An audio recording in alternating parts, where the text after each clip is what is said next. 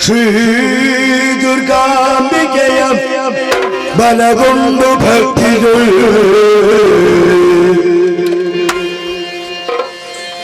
ಭಕ್ತಜಡಂಬಿಕೆ ದೇವಿ ಕಲೆ ಪಿರಿದು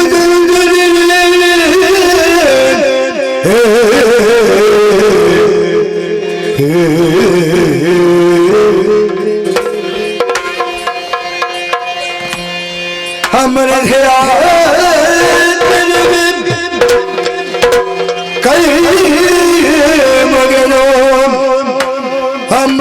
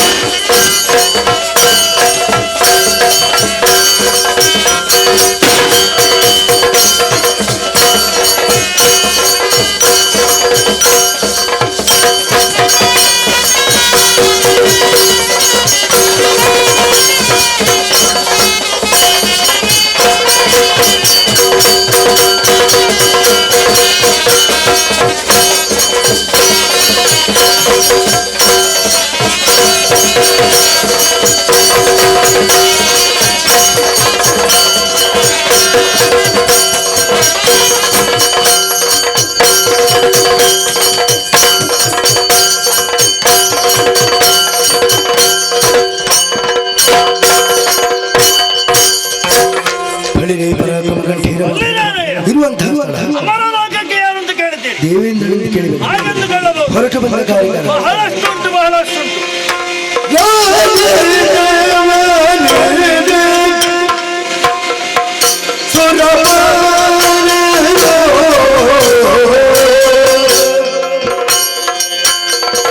ಆ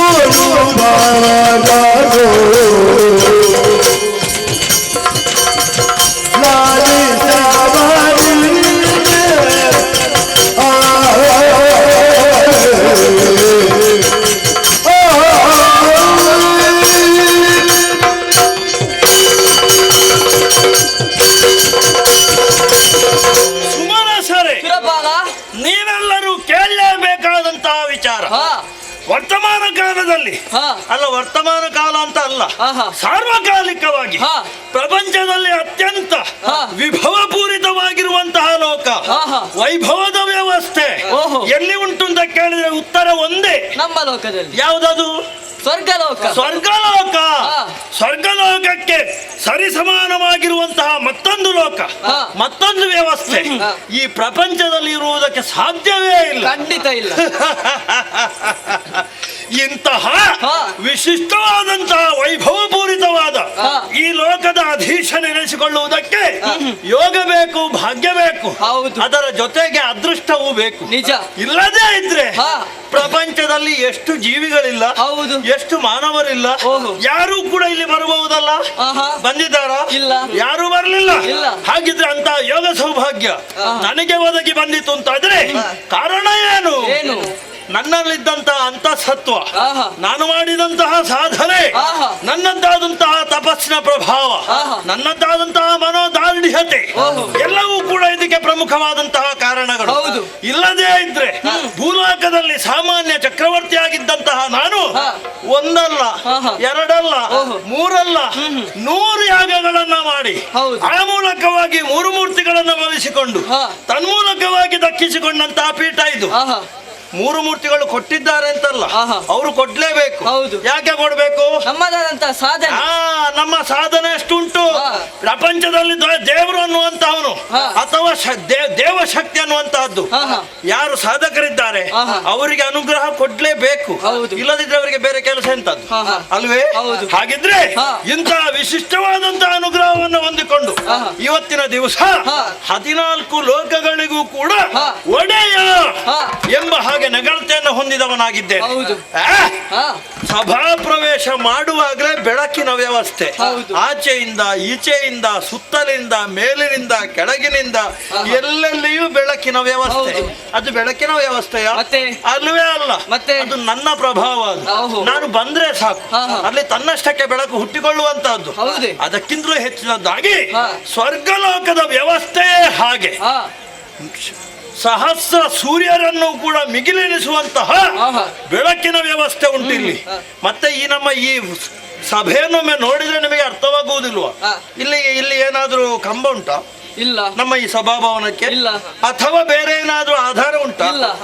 ನಿರಾಧಾರವಾಗಿರುವಂತಹದ್ದು, ಆಹಾ. ಸ್ವತಂತ್ರ ಚಲನೆಯನ್ನು ಹೊಂದಿರುವಂತಹದ್ದು, ಆಹಾ. ಎಷ್ಟೋ ವಿಸ್ತಾರವಾಗಿರುವಂತಹ ನಮ್ಮ ಈ ಸಭಾಭವನ, ಆಹಾ. ಉದ್ದಕ್ಕೂ ಅಗಲಕ್ಕೂ ಇಂತಹ ಒಂದು ಪ್ರತಿ ಸಭಾಭವನ ಈ ಪ್ರಪಂಚದಲ್ಲಿ ಎಲ್ಲಿಯೂ ಇರ್ಲಿಕ್ಕೆ ಸಾಧ್ಯ ಇಲ್ಲ, ಅಲ್ವೇ? ಇಂತಹ ವಿಶೇಷವಾದಂತಹ ಸಭಾಭವನದಲ್ಲಿ ನನ್ನದ್ದಾದಂತಹ ಆಸನ, ಆಹಾ.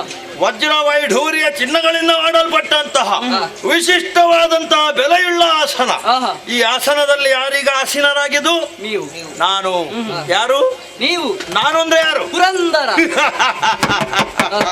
ದೇವೇಂದ್ರ, ಸುರಪಾಲ. ಹಾ. ಹಾ. ಮತ್ತೆ ನೀವೇನು ಸಾಮಾನ್ಯವೋ? ಹೌದೇ? ನಮ್ಮ ಈ ಸಭೆಯನ್ನು ನೋಡಿದ್ರೆ ಗೊತ್ತಾಗುತ್ತದೆ. ಅಷ್ಟದಿಕ್ಪಾಲಕರು, ಆಹಾ. ಏಕಾದಶ ರುದ್ರರು, ಆಹಾ. ದ್ವಾದಶಾದಿತ್ಯರು, ಆಹಾ. ಉರಗರು, ಆಹಾ. ಗರುಡರು, ಕಿನ್ನರರು, ಕಿಂಪುರುಷರು ಎಲ್ಲವರೂ ಇದ್ದಾರೆ. ಆಹಾ. ಮತ್ತೆ ನಮ್ಮ ಮನೋರಂಜನಾ ವ್ಯವಸ್ಥೆ ಉಂಟಲ್ಲ, ಹೌದು. ಇದಕ್ಕೆ ಸರಿಸಮಾನವಾಗಿರುವ ವ್ಯವಸ್ಥೆ ಎಲ್ಲಿಯೂ ಇರುವುದಕ್ಕೆ ಆಹಾ. ಸಾಧ್ಯ ಇಲ್ಲ. ನಮ್ಮ ಗಾಯಕರು ನೋಡಿ, ಆಹಾ. ಚಿತ್ರಸೇನರು, ಹೌದು. ಅಬ್ಬಬ್ಬಬ್ಬಬ್ಬಬ್ಬ, ಆಹಾ. ಏನು ಗಾನ ವೈಭವ, ಏನು ಗಾನ ವೈಭವ. ಹಾ. ಅವರ ಗಾಯನಕ್ಕೆ ಸರಿಯಾಗಿರುವಂತಹ ಹಿಮ್ಮೇಳದ ವ್ಯವಸ್ಥೆ. ಆಹಾ. ಆ? ಮುಂದೆ ಗೊತ್ತಿಲ್ಲ. ನಮ್ಮ ಇಲ್ಲಿಯ ಗಾನ ವೈಭವವನ್ನು ನೋಡಿ ಭೂಲೋಕದಲ್ಲಿ ಆರಂಭ ಆಗ್ಲಿಕ್ಕೆ ಸಾಕು. ಆಹಾ. ಆದ್ರೆ ಮಾದರಿ ಯಾರು? ನಾವು. ಈ ಹಿಮ್ಮೇಳ ವೈಭವಕ್ಕೆ ಅನುಸಾರವಾಗಿ ಹಾ. ನಮ್ಮ ಈ ಸಭೆಯಲ್ಲಿ ಹಾ. ನರ್ತನ ಮಾಡುವಂತಹ ರಂಭಾದಿ ನಾರಿಯರ ನರ್ತನ ವೈಭವ. ಹೌದು. ಹೌದಪ್ಪ. ಆಹಾ. ನಾಟ್ಯ ವೈಭವ. ರಂಬೆ, ಊರ್ವಶಿ, ಮೇನಕೆ, ತಿಲೋತ್ತಮೆ, ಘೃತಾಚ್ಯೆ ಮೊದಲಾದಂತಹವರು ಹಾ. ಒಬ್ಬರಿಗಿಂತ ಒಬ್ಬರು ಮಿಗಿಲೆನಿಸಿರುವವರು. ಹಾ. ಆಹಾ. ಅವರದ್ದಾದಂತಹ ನಾಟ್ಯ ವೈಭವದಿಂದಲಾಗಿ ಆಹಾ. ನಾವು ಸದಾ ಸುಖಿಗಳಾಗಿರುವಂತಹದ್ದು ಮತ್ತು ನಮ್ಮ ಮನಸ್ಸು ಸದಾ ಪ್ರಫುಲ್ಲಿತವಾಗಿರುವಂತಹದ್ದು. ಹೌದು. ಯಾರ ಮನಸ್ಸು ಪ್ರಫುಲ್ಲಿತವಾಗಿರ್ತದೆ ಹಾ. ಅವರು ಸದಾ ಲೋಕ ಕಲ್ಯಾಣದ ಕುರಿತಾಗಿ ಚಿಂತನೆಯನ್ನ ಮಾಡ್ತಾರೆ ಆಹಾ. ಎನ್ನುವುದಕ್ಕೆ ಇವತ್ತಿಗೆ ನಾವೇ ನಿದರ್ಶನರಾಗಿದ್ದೇವೆ. ಆಹಾ. ಇಷ್ಟೇ ನಮ್ಮ ವೈಭವ. ಮತ್ತೆ? ಛೇ! ಹಾ. ಸುವಸ್ತುಗಳು ಉಂಟು ಎಷ್ಟು? ಹೌದು. ಒಂದೋ ಎರಡೋ. ಆಹಾ. ಅದನ್ನು ನಾನು ಹೇಳ್ತಾ ಹೋದ್ರೆ ಇವತ್ತಿನ ದಿವಸ ಸಾಕಾಗಲಿಕ್ಕಿಲ್ಲ. ಒಂದೆರಡು ಹೇಳೋಣ. ಕಲ್ಪವೃಕ್ಷ, ಕಾಮಧೇನು, ಐರಾವತ, ಉಚ್ಚೈಶ್ರವಸ್ಸು, ನಂದನವನ, ಚಿಂತಾಮಣಿ. ಅಬ್ಬಬ್ಬಬ್ಬಬ್ಬಬ್ಬಬ್ಬಬ್ಬಬ್ಬ. ಕಲ್ಪವೃಕ್ಷ ಏನು? ಕಲ್ಪವೃಕ್ಷ ಅಂದ್ರೆ ತೆಂಗಿನ ಮರ ಅಂತೇಳಿ ಅರ್ಥವ? ಮತ್ತೆ ಸಾಮಾನ್ಯರು ಅರ್ಥೈಸಿಕೊಂಡದ್ದು ಹಾಗೆ. ಕಲ್ಪವೃಕ್ಷ ಅಂದ್ರೆ ತೆಂಗಿನ ಮರ ಅಂತ ಅಲ್ವೇ ಅಲ್ಲ. ಮತ್ತೆ ಸ್ವರೂಪ ಮಾತ್ರ ತೆಂಗಿನ ಮರದ್ದು.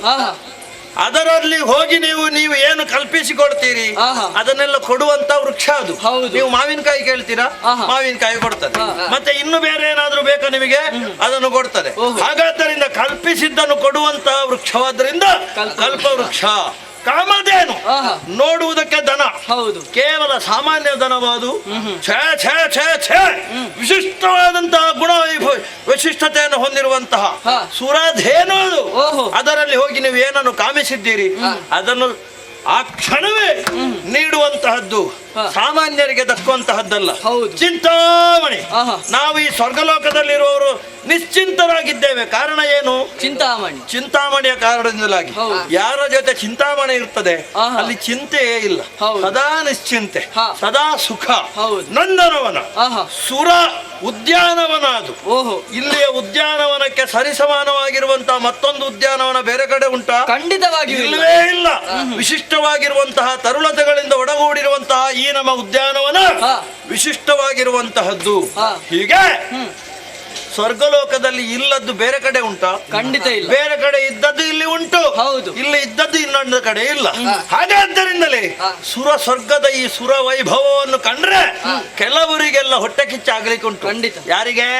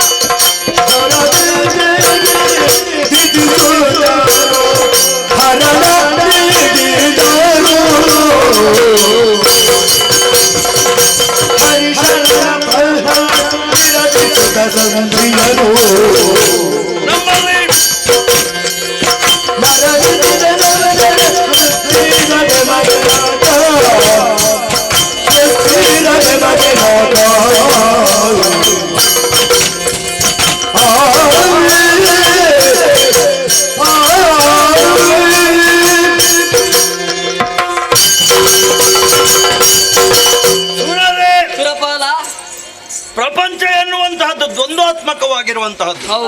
ಸುಖ ಕಷ್ಟ, ಕತ್ತಲೆ ಬೆಳಕು, ಚಿಂತೆ ನಿಶ್ಚಿಂತೆ, ಹಾಗೆಯೇ ಹಗಲು ರಾತ್ರಿ ಇದೆಲ್ಲ ಇರುವಂತಹದ್ದೇ. ನಮಗೆ ಬೆಳಕಿನ ಮಹತ್ವ ಗೊತ್ತಾಗಬೇಕು ಅಂತ ಇದ್ರೆ ಕತ್ತಲೆ ಅನುಭವ ಆಗಬೇಕು, ಹಗಲಿನ ಮಹತ್ವ ಗೊತ್ತಾಗಬೇಕು ಅಂತ ಇದ್ರೆ ರಾತ್ರಿಯ ಅನುಭವ ಆಗಬೇಕು, ನಿಶ್ಚಿಂತೆಯ ಸುಖ ಏನು ಎನ್ನುವಂತಹದ್ದು ಗೊತ್ತಾಗಬೇಕು ಅಂತ ಇದ್ರೆ ನಮಗೆ ಕಷ್ಟಕಾಲ ಬರಬೇಕು, ಚಿಂತೆ ಕಾಡಬೇಕು. ಹಾಗಾದ್ರಿಂದಲೇ ನಮ್ಮ ಈ ಸ್ವರ್ಗಲೋಕ ಸದಾ ನಿಶ್ಚಿಂತೆಯ ತಾಣ ಹೌದಾದ್ರೂ ಕೂಡ ನಮಗೆ ಚಿಂತೆಯನ್ನು ಸದಾ ಕೊಡಬೇಕು ಎಂಬ ಹಾಗೆ ಬಯಸಿ ನಮ್ಮನ್ನು ಕಾಡುವವರು ಒಬ್ರು ಒಂದು ವರ್ಗ ಉಂಟು. ಹೌದು, ಅದು ಅವರೇ ದ್ವಿತೀಯಾತ್ಮಜರು, ದೈತ್ಯರು, ದಾನವರು, ರಾಕ್ಷಸರು. ಹೌದಪ್ಪ, ಅವರೆಲ್ಲ ಹೇಳುವುದು ಒಂದೇ ಮಾತು, ನಮಗೆ ಸೇರಬೇಕಾಗಿರುವಂತಹ ಅಧಿಕಾರದ ಪೀಠ ಸ್ವರ್ಗ, ನಮ್ಮವರಿಗಿಂತ ಕಿರಿಯವರಾಗಿರುವಂತಹ ದೇವತೆಗಳು ಅಲ್ಲಿಯ ಸುಖವನ್ನು ಉಣ್ಣುತ್ತಾ ಇದ್ದಾರೆ, ಹಾಗಾಗಿ ನಮಗೆ ಅದು ದಕ್ಕಲೇಬೇಕು ಎನ್ನುವಂತಹ ಯೋಚನೆಯಿಂದ ಮೂರು ಮೂರ್ತಿಗಳನ್ನು ಮೆಚ್ಚಿಸಿ ವರಬಲಾನ್ವಿತರಾಗಿ ನಮ್ಮ ಮೇಲೆ ಏರಿ ಬಂದವರಿದ್ದಾರೆ. ಆದ್ರೆ ಯೋಚನೆ ಮಾಡಿ ನೀವು, ಏನು ನಮಗೆ ಅಪ್ಪ ಕೊಟ್ಟ ಆಸ್ತಿಯ ಇದು ಅಲ್ಲ, ಯಾರ ಅರ್ಜಿತ ಆಸ್ತಿಯೋ ಅಲ್ಲ, ಇದು ಭಗವಂತನ ಸೃಷ್ಟಿ. ಇಲ್ಲಿ ನಮಗೆ ದಕ್ಕಿರುವಂತಹದ್ದು ಯಾಕೆ? ಒಂದು, ನಾವು ಸಾತ್ವಿಕರೆನ್ನುವ ಕಾರಣಕ್ಕೆ ಬೇಕಾಗಿ, ಮತ್ತೊಂದು ನಮ್ಮದ್ದಾದಂತಹ ಸಾಧನೆಗೆ ಆಹಾ. ಅನುಗ್ರಹ ರೂಪಕವಾಗಿ ಒದಗಿ ಬಂದಿರುವಂತಹದ್ದು.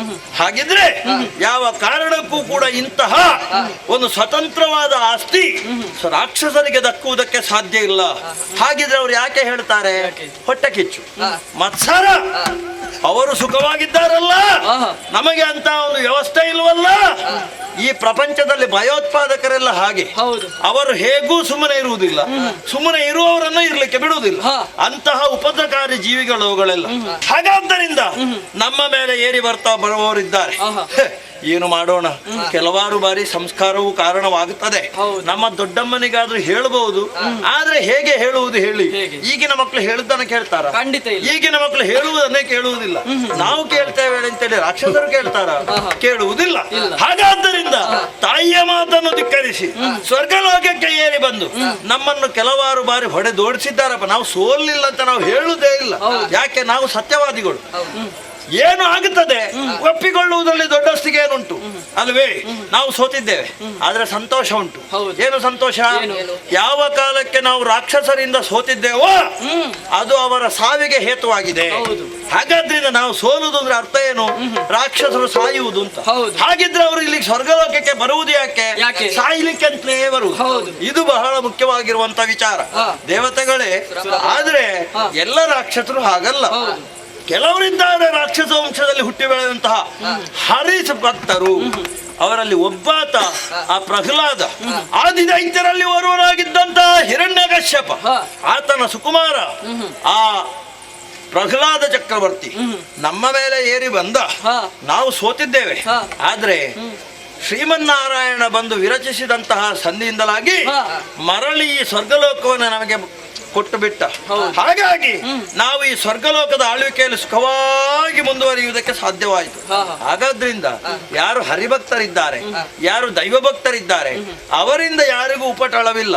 ಈ ನಾಸ್ತಿಕರು, ಎಡಪಂಥೀಯರು ಅಂತ ಯಾರು ಹೇಳಿಕೊಂಡು ಬರ್ತಾರೆ, ಇವರಿಂದಲೇ ಪ್ರಪಂಚಕ್ಕೆ ಮಾರಕ ಒದಗುವಂತಹದ್ದು, ಸಮಸ್ಯೆ ಬರುವಂತಹದ್ದು ಎಲ್ಲೇ. ಆದ್ರೆ ಇವತ್ತಿನ ದಿವಸದ ಪ್ರಶ್ನೆ ಅಲ್ಲ. ನಾವು ಹೀಗೆ ಮುಂದುವರಿಯುವುದು ಅಂತ ಆದ್ರೆ ಮುಂದೊಂದು ದಿವಸ ಸಮಸ್ಯೆ ಬಂದ್ರೆ ನಿಮ್ಮದಾದಂತಹ ಅಭಿಪ್ರಾಯ ಏನು?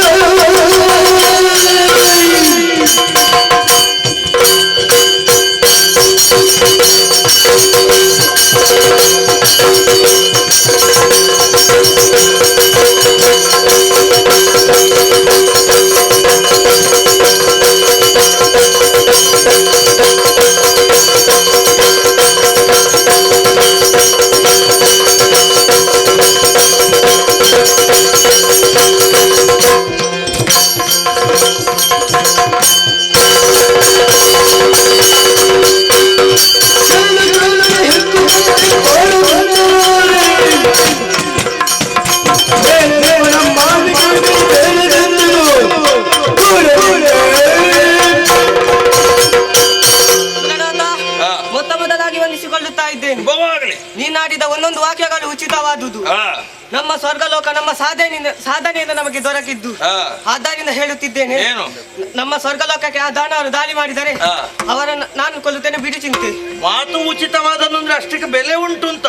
ಬೆಲೆ ಇಲ್ಲದೆ ಉಚಿತವಾಗಿರುವಂತಹದ್ದು ಅಂತಲ್ಲ, ಬೆಲೆಯುಕ್ತವಾಗಿರುವಂತಹದ್ದು. ಮತ್ತೆ ನನಗೆ ಧೈರ್ಯ ಎಂತದ್ದು ಗೊತ್ತುಂಟ? ನಿನ್ನಂತ ಒಬ್ಬ ಇದ್ರೆ ಸಾಕು ನನ್ನ ಜೊತೆ, ಅಲ್ವೇ? ಮತ್ತೆ ನಿನ್ನದೆಂತದ್ದು ಅಭಿಪ್ರಾಯ?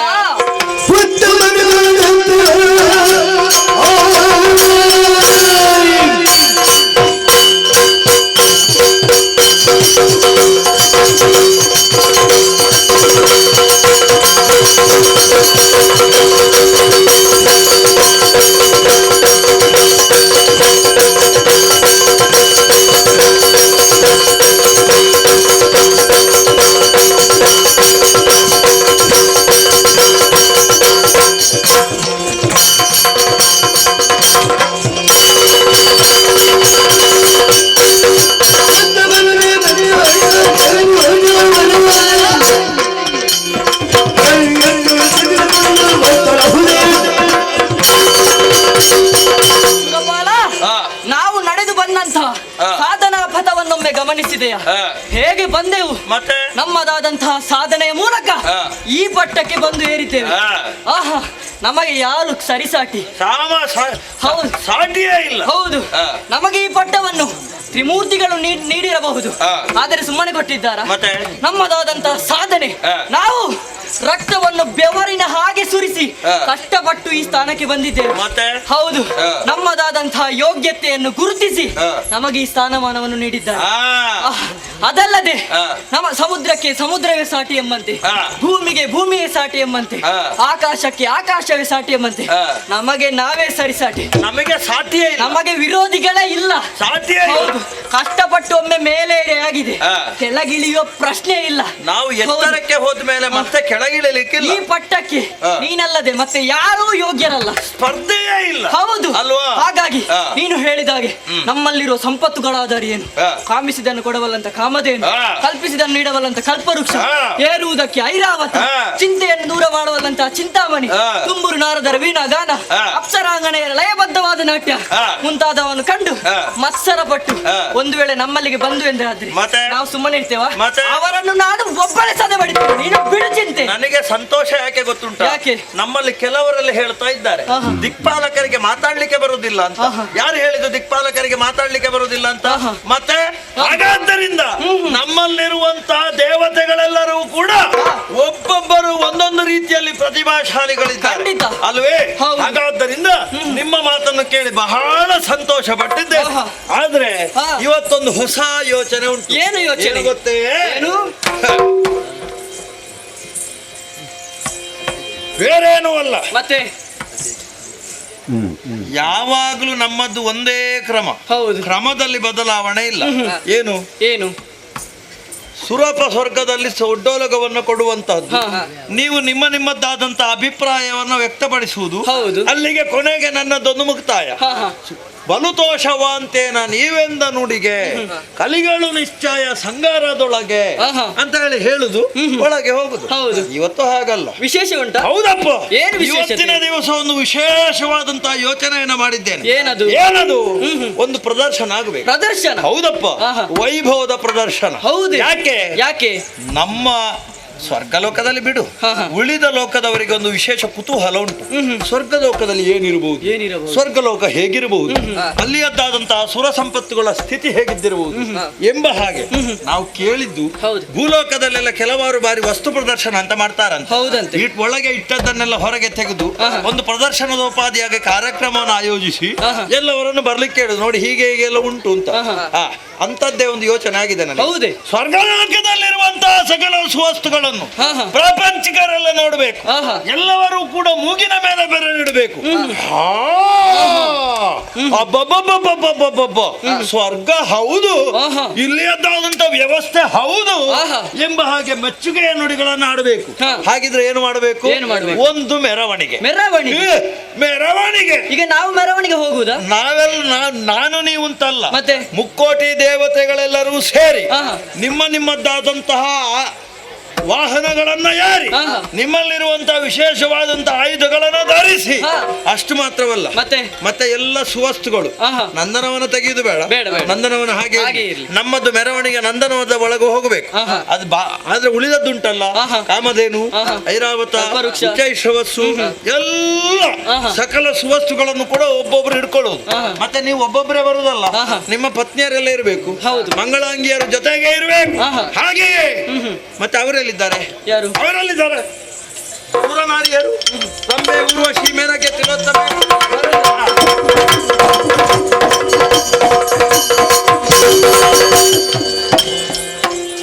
ಆಯ್ತಲ್ಲ, ಇಲ್ಲಿಗೆ ಸಭೆ ತುಂಬಿದ ಹಾಗಾಗಿ ನಾವು ಇವರು ಎಷ್ಟೊತ್ತಿಗೆ ಬರ್ತಾರೆ ಅಂತ ಕಾಯ್ತಾ ಇದ್ದದ್ದು. ಇವರು ಬಂದ್ರ ನಮ್ಮ ಸುರಲ ಸಭೆಯ ವೈಭವವೇ ವಿಶಿಷ್ಟವಾಗಿರುವಂತದ್ದು. ನಿಮ್ಮನ್ನು ಸುಮ್ಮನೆ ಕರ್ತದಲ್ಲ, ಒಂದು ಮೆರವಣಿಗೆ ಹೋಗ್ಲಿಕ್ಕೆ ಉಂಟು. ಮೆರವಣಿಗೆ ಉದ್ದಕ್ಕೂ ಸುಮ್ಮನೆ ನಾಟ್ಯ ನಡ್ಕೊಂಡು ಬರುವುದಲ್ಲ, ನಾಟ್ಯ ವೈಭವ ಆಗಬೇಕು. ಹೌದು, ಇಲ್ಲಿಂದ ಹೊರಟು ಮರಳಿ ಇಲ್ಲಿ ತಲುಪುವವರೆಗೆ ನಿಮ್ಮ ನಾಟ್ಯ ವೈಭವ. ಇವರ ಹಿಂಬೇಳದವರು, ಇವರ ಜೊತೆಗೆ ನಿಮ್ಮದು, ಮತ್ತೆ ಸಾಲು ಬಿಟ್ಟು ಬರ್ಲಿಕ್ಕಿಲ್ಲ. ಹೌದಲ್ಲ? ವ್ಯವಸ್ಥೆ ಅಂತಂದ್ರೆ ನಮ್ಮ ವ್ಯವಸ್ಥೆ ಉಳಿದವರಿಗೆ ಮಾದರಿಯಾಗಬೇಕು. ಹಾಗಾದ್ರಿಂದ ಇನ್ನು ತಡ ಮಾಡುವುದಲ್ಲ, ನಿಮ್ಮ ನಿಮ್ಮ ವಾಹನಗಳನ್ನ ಏರಿಕೊಳ್ಳಿ. ಸಕಲ ಸ್ವರ್ಗದ ಸಕಲ ಸುರ ವಸ್ತುಗಳು ಕೂಡ ನಮ್ಮ ಈ ಮೆರವಣಿಗೆಯ ಪಾಲುಗಳಾಗಿರಬೇಕು. ಶಿಸ್ತಿನಿಂದ ಸಾಲಿನಿಂದ ನಮ್ಮ ನಮ್ಮ ವಾಹನಗಳನ್ನ ಏರಿಕೊಂಡು ಈ ಹೊತ್ತಿಗೆ ಸ್ವರ್ಗಲೋಕದಲ್ಲಿ ಮೆರವಣಿಗೆ ಜೈಕಾರ ಹಾಕಬೇಕು. ಯಾರಿಗೆ ಜೈಕಾರ?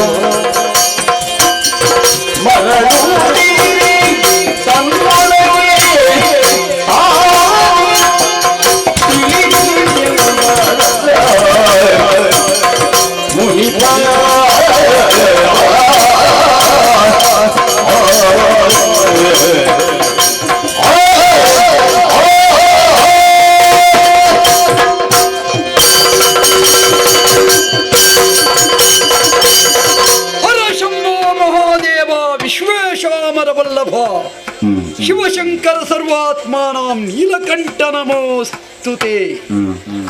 ನಾರಾಯಣ ಹರಿ.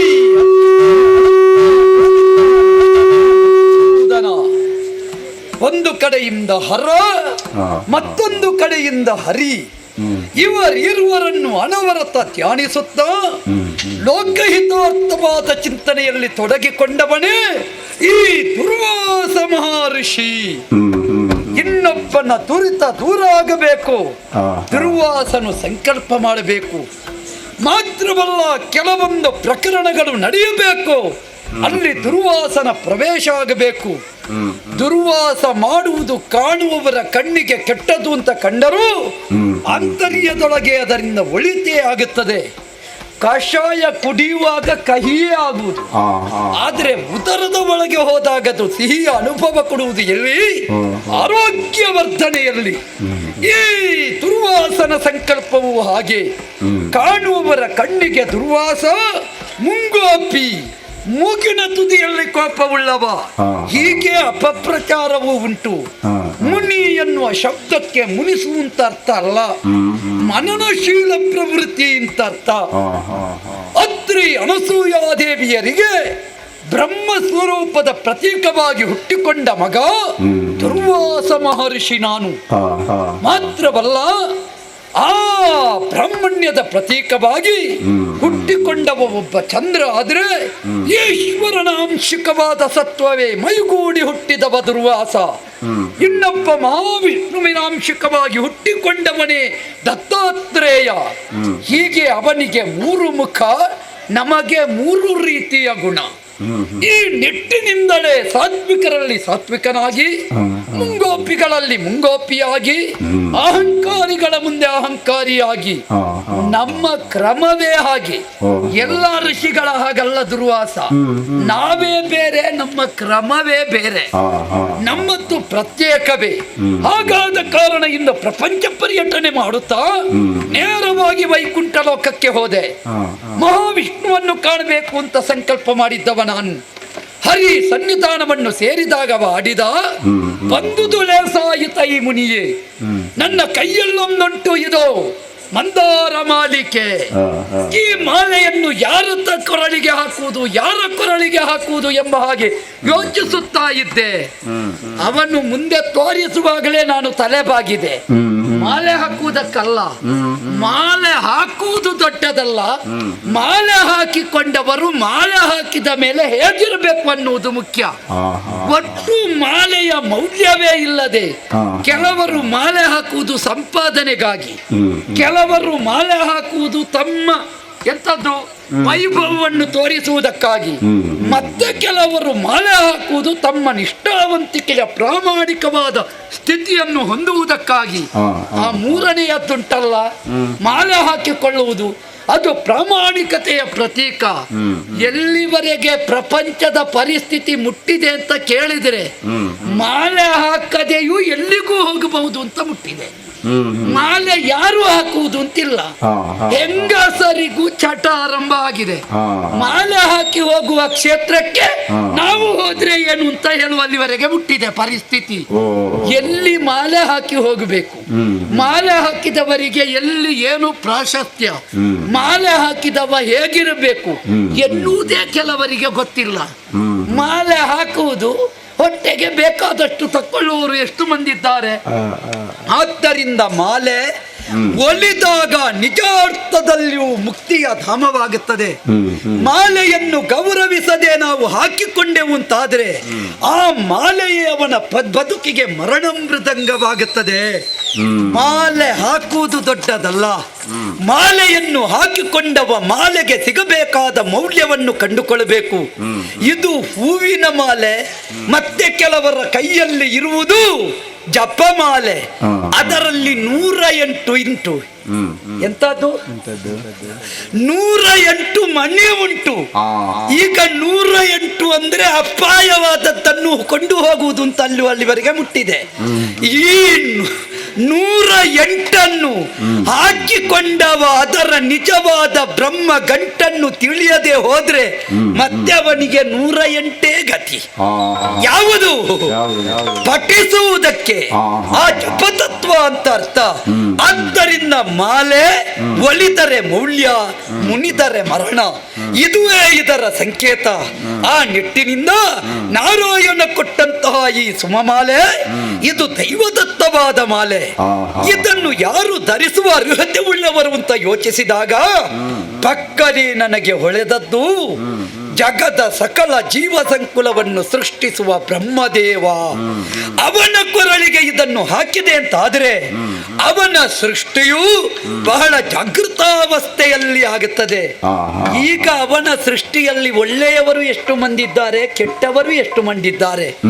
ಕೆಲವು ಸಲ ಒಳ್ಳೊಳ್ಳೆಯದನ್ನು ನಾವು ಪ್ರಪಂಚದಲ್ಲಿ ಬೇಕು ಅಂತ ತಂದ್ರು ಅದರ ಬಗ್ಗೆ ಪ್ರತಿಭಟಿಸುವುದು ಬ್ರಹ್ಮ ಸೃಷ್ಟಿಯಲ್ಲೇ. ಯಾರು ಬ್ರಹ್ಮನ ಸೃಷ್ಟಿಯಲ್ಲಿ ಹುಟ್ಟಿಕೊಂಡರು ಅವರೇ ಮಾಡುದ ತಿದ್ದುಪಡಿಯನ್ನು ಪ್ರತಿಭಟಿಸುವ ಜನಾಂಗ ಹುಟ್ಟಿದೆ ಅಂದ್ರೆ ಅದು ಬ್ರಹ್ಮ ಸೃಷ್ಟಿಯೇ. ಈ ಸಲ ಬ್ರಹ್ಮದೇವರು ಮಾಲೆ ಹಾಕಿ ಸೃಷ್ಟಿ ಮಾಡಿದ್ರೆ ಒಳ್ಳೆದೆಲ್ಲ ಹುಟ್ಟೀತ ಅಂತ ನಾವು ಊಹಿಸುವುದು. ಆದ್ದರಿಂದ ಈ ಸಲ ಅವರ ಕೊರಳಿಗೊಂದು ಮಾಲೆ ಹಾಕುವ ಎನ್ನುವ ಕಾರಣದಿಂದ ಸತ್ಯಲೋಕಕ್ಕೆ ಪಯಣಿಸುವ ಯೋಚನೆ ಮಾಡಿದ್ದೇನೆ. ತಡ ಮಾಡುವುದಲ್ಲ, ಸಂಕಲ್ಪ ಮಾತ್ರದಿಂದ ಸತ್ಯಲೋಕ. ಜೈ ಬ್ರಹ್ಮದೇವ.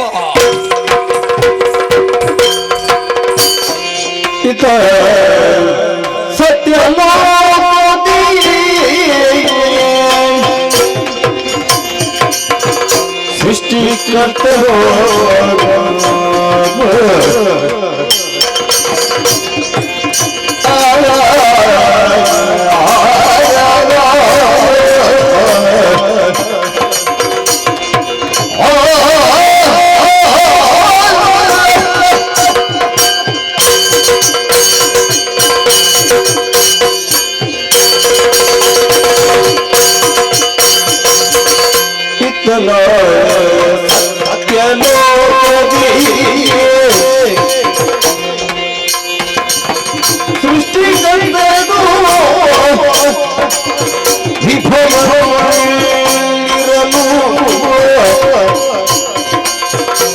ಸೃಷ್ಟಿ ಕಾರ್ಯವೊಂದೆಯುತ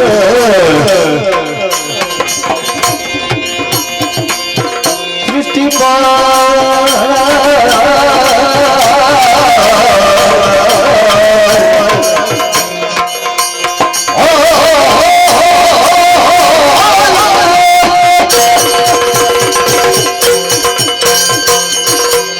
ಜಯನಮೋ ಜಗದೀಶ್ವರಿ, ಅನುಗ್ರಹಿಸು ತಾಯಿ, ಅನುಗ್ರಹಿಸು. ಈ ಹಿಂದಕ್ಕಾದ್ರೂ ಒಂದು ಕಾಲದಲ್ಲಿ ಆದಿಯಲ್ಲಿ ಎಲ್ಲವೂ ಜಲಮಯವಾಗಿತ್ತು. ಆ ಸಂದರ್ಭದಲ್ಲಿ ಮೂರು ಮೂರ್ತಿಗಳ ಅಂತ ನಾವು ಪ್ರಕಟಗೊಂಡೆವು. ಬ್ರಹ್ಮ, ವಿಷ್ಣು, ಮಹೇಶ್ವರರ ಅಂತ ನಾವುಗಳು. ನಾವೇನು ಮುಂದೆ ಮಾಡಬೇಕಂತ ಕಾರ್ಯವೇನು, ನಮ್ಮ ಹುಟ್ಟಿನ ಗುಟ್ಟೇನೆ ಎನ್ನುವುದಾಗಿ ದಿಕ್ಕು ತೋಚದೆ ಪರಿತಪಿಸುತ್ತಿರುವಂತಹ ಸಂದರ್ಭದಲ್ಲಿ ನಿರಾಮಯಳು, ನಿರ್ಗುಣಳು ಆದಂತಹ ಜಗದೀಶ್ವರಿಯೇ ಮೂರ್ತ ಸ್ವರೂಪಳಾಗಿ ಪ್ರತ್ಯಕ್ಷಳಾಗಿ ನಮಗೆ ಇರುವುದಕ್ಕೆ ಕ್ಷೇತ್ರವನ್ನು, ಮಾಡುವುದಕ್ಕೆ ಉದ್ಯೋಗವನ್ನು, ಧರಿಸುವುದಕ್ಕೆ ಗುಣವನ್ನು ಅನುಗ್ರಹಿಸಿದವಳಿದ್ದಾಳೆ. ಬ್ರಹ್ಮನ ಅಂತ ನನಗೆ ಸೃಷ್ಟಿಯ ಕಾರ್ಯವನ್ನು ಮಾಡುವುದಕ್ಕಾಗಿ ಸತ್ಯಲೋಕವನ್ನು, ವಿಷ್ಣುವಿಗೆ ಪಾಲನಾ ಕಾರ್ಯವನ್ನು ಮಾಡುವುದಕ್ಕಾಗಿ ವೈಕುಂಠ ಲೋಕವನ್ನು, ಈಶನಿಗೆ ಲಯದ ಕಾರ್ಯವನ್ನು ಮಾಡುವುದಕ್ಕಾಗಿ ಕೈಲಾಸ ಲೋಕವನ್ನು ಮಾತೆ ಅನುಗ್ರಹಿಸಿದವಳಿದ್ದಾಳೆ. ನನಗೆ ಸೃಷ್ಟಿಯ ಕಾರ್ಯವನ್ನು ಮಾಡುತ್ತಾ ಈ ಸತ್ಯಲೋಕದಲ್ಲಿ ಇದ್ದೇನೆ. ದಿನವೊಂದಕ್ಕೆ ಅಂಡಜ, ಪಿಂಡಜ, ಉದ್ವಿಜ, ಶ್ವೇದಜ ಎನ್ನುವಂತಹ 4 ವಿಭಾಗಗಳಲ್ಲಿ 84 ಲಕ್ಷ ಜೀವರಾಶಿಗಳನ್ನು ಸೃಷ್ಟಿ ಮಾಡುವವನ್ನು ನಾಡಿದ್ದೇನೆ. ಹಾಗೆ ಸತ್ಯಲೋಕದಲ್ಲಿ ನನ್ನ ಕಾರ್ಯದಲ್ಲಿ ತೊಡಗಿದ್ದೇನೆ. ಯಾರೋ ಬರುತ್ತಿದ್ದಾರಲ್ಲ ಮಹಾತ್ಮರು. ರಮಣ ಸೃಷ್ಟಿಕರ್ತ ಪೂರ್ವಾಸ ಮಣಿಗಳು ಎತ್ತನಿಂದಲೇ ಗಮನ ನಾ ತಿಳಿಯೇ ಗುಣ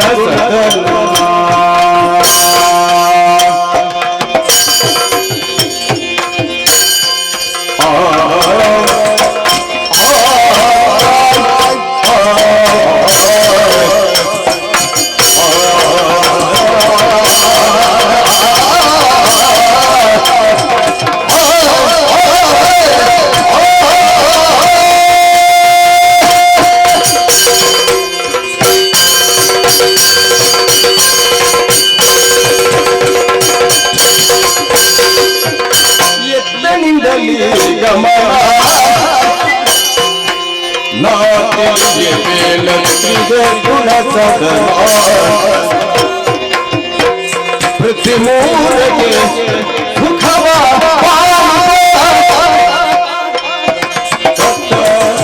ಇನ್ನೇನದ ವಿಸ್ತರಿಸೋ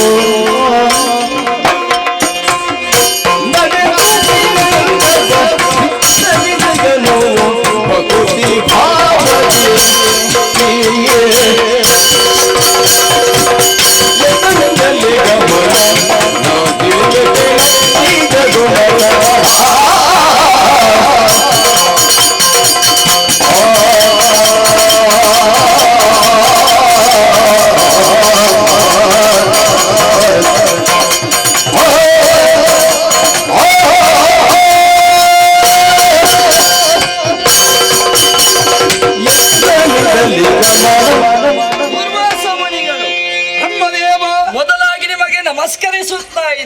ಮೊದಲಾಗಿ ನಿಮಗೆ ಬಾಗುತ್ತಾ ಇದ್ದೇನೆ. ದೂರ್ವಾಸ ಮಣಿಗಳೇ, ನಿಮ್ಮ ಯೋಗ್ಯತೆಗೆ ತಕ್ಕ ಹಾಗೆ ನಿಮಗೆ ದರ್ಭಾಸನವನ್ನು ಕೊಟ್ಟವನಿದ್ದೇನೆ.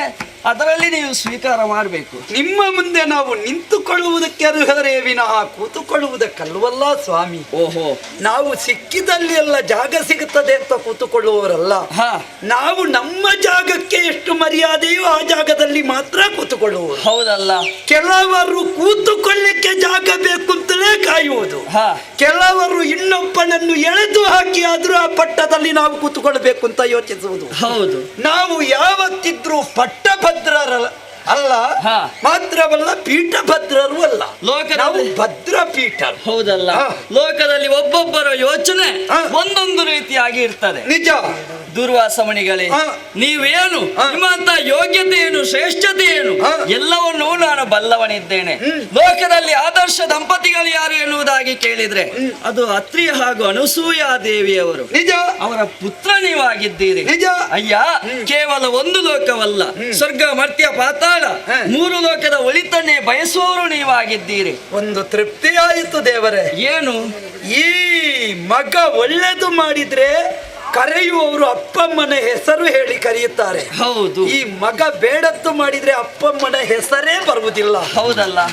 ಪ್ರಪಂಚದ ಪ್ರತಿಯೊಬ್ಬ ಮಕ್ಕಳು ಕೂಡ ಹಾ. ಅಪ್ಪ ಅಮ್ಮನ ಹೆಸರು ಹೇಳಿಸುವ ಮಕ್ಕಳಾಗಬೇಕು. ಹೌದು, ಅಂತಹ ಸೃಷ್ಟಿ ನಿನ್ನಿಂದ ಆಗಲಿ ಅಂತ ಆಶಿಸ್ತೇನೆ. ಮಕ್ಕಳಾದವರು ತಂದೆ ತಾಯಿಯರ ಕೀರ್ತಿಯನ್ನು ಇನ್ನಷ್ಟು ಎತ್ತರಕ್ಕೇರಿಸಬೇಕು. ನಿಜ, ಹೌದಲ್ಲ. ಹಾ. ಆದ್ರೆ ದುರ್ವಾಸ ಮುನಿಗಳೇ, ಕೆಲವರು ಅಪ್ಪಮ್ಮನಿಗೆ ಬೇರೆ ದಾರಿಯಿಂದಲಾದ್ರೂ ಹೆಸರು ತರಿಸ್ತಾರೆ. ಹೌದಲ್ಲ. ಹಾ. ಹೌದು.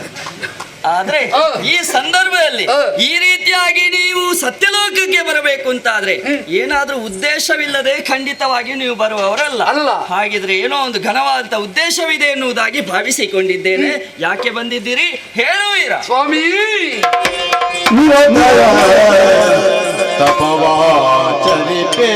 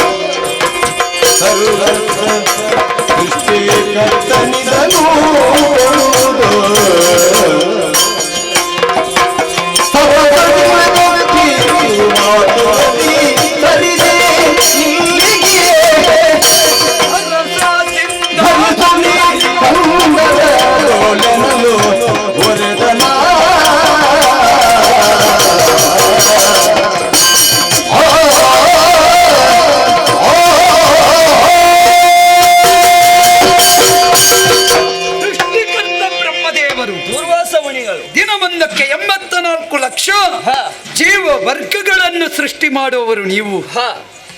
ಕೆಲವು ಸಲ ಒಂದೇ ದಿನದಲ್ಲಿ ಹೋಗುತ್ತದೆ, ಕೆಲವು ಸಲ ಒಂದು ದಿನದಲ್ಲಿ ಹೆಚ್ಚು ಹೋಗುತ್ತದೆ, ಕೆಲವು ಸಲ ಒಂದು ದಿನದಲ್ಲಿ ಏನೂ ಹೋಗುವುದಿಲ್ಲ. ಹೌದು ಅಲ್ವೇ?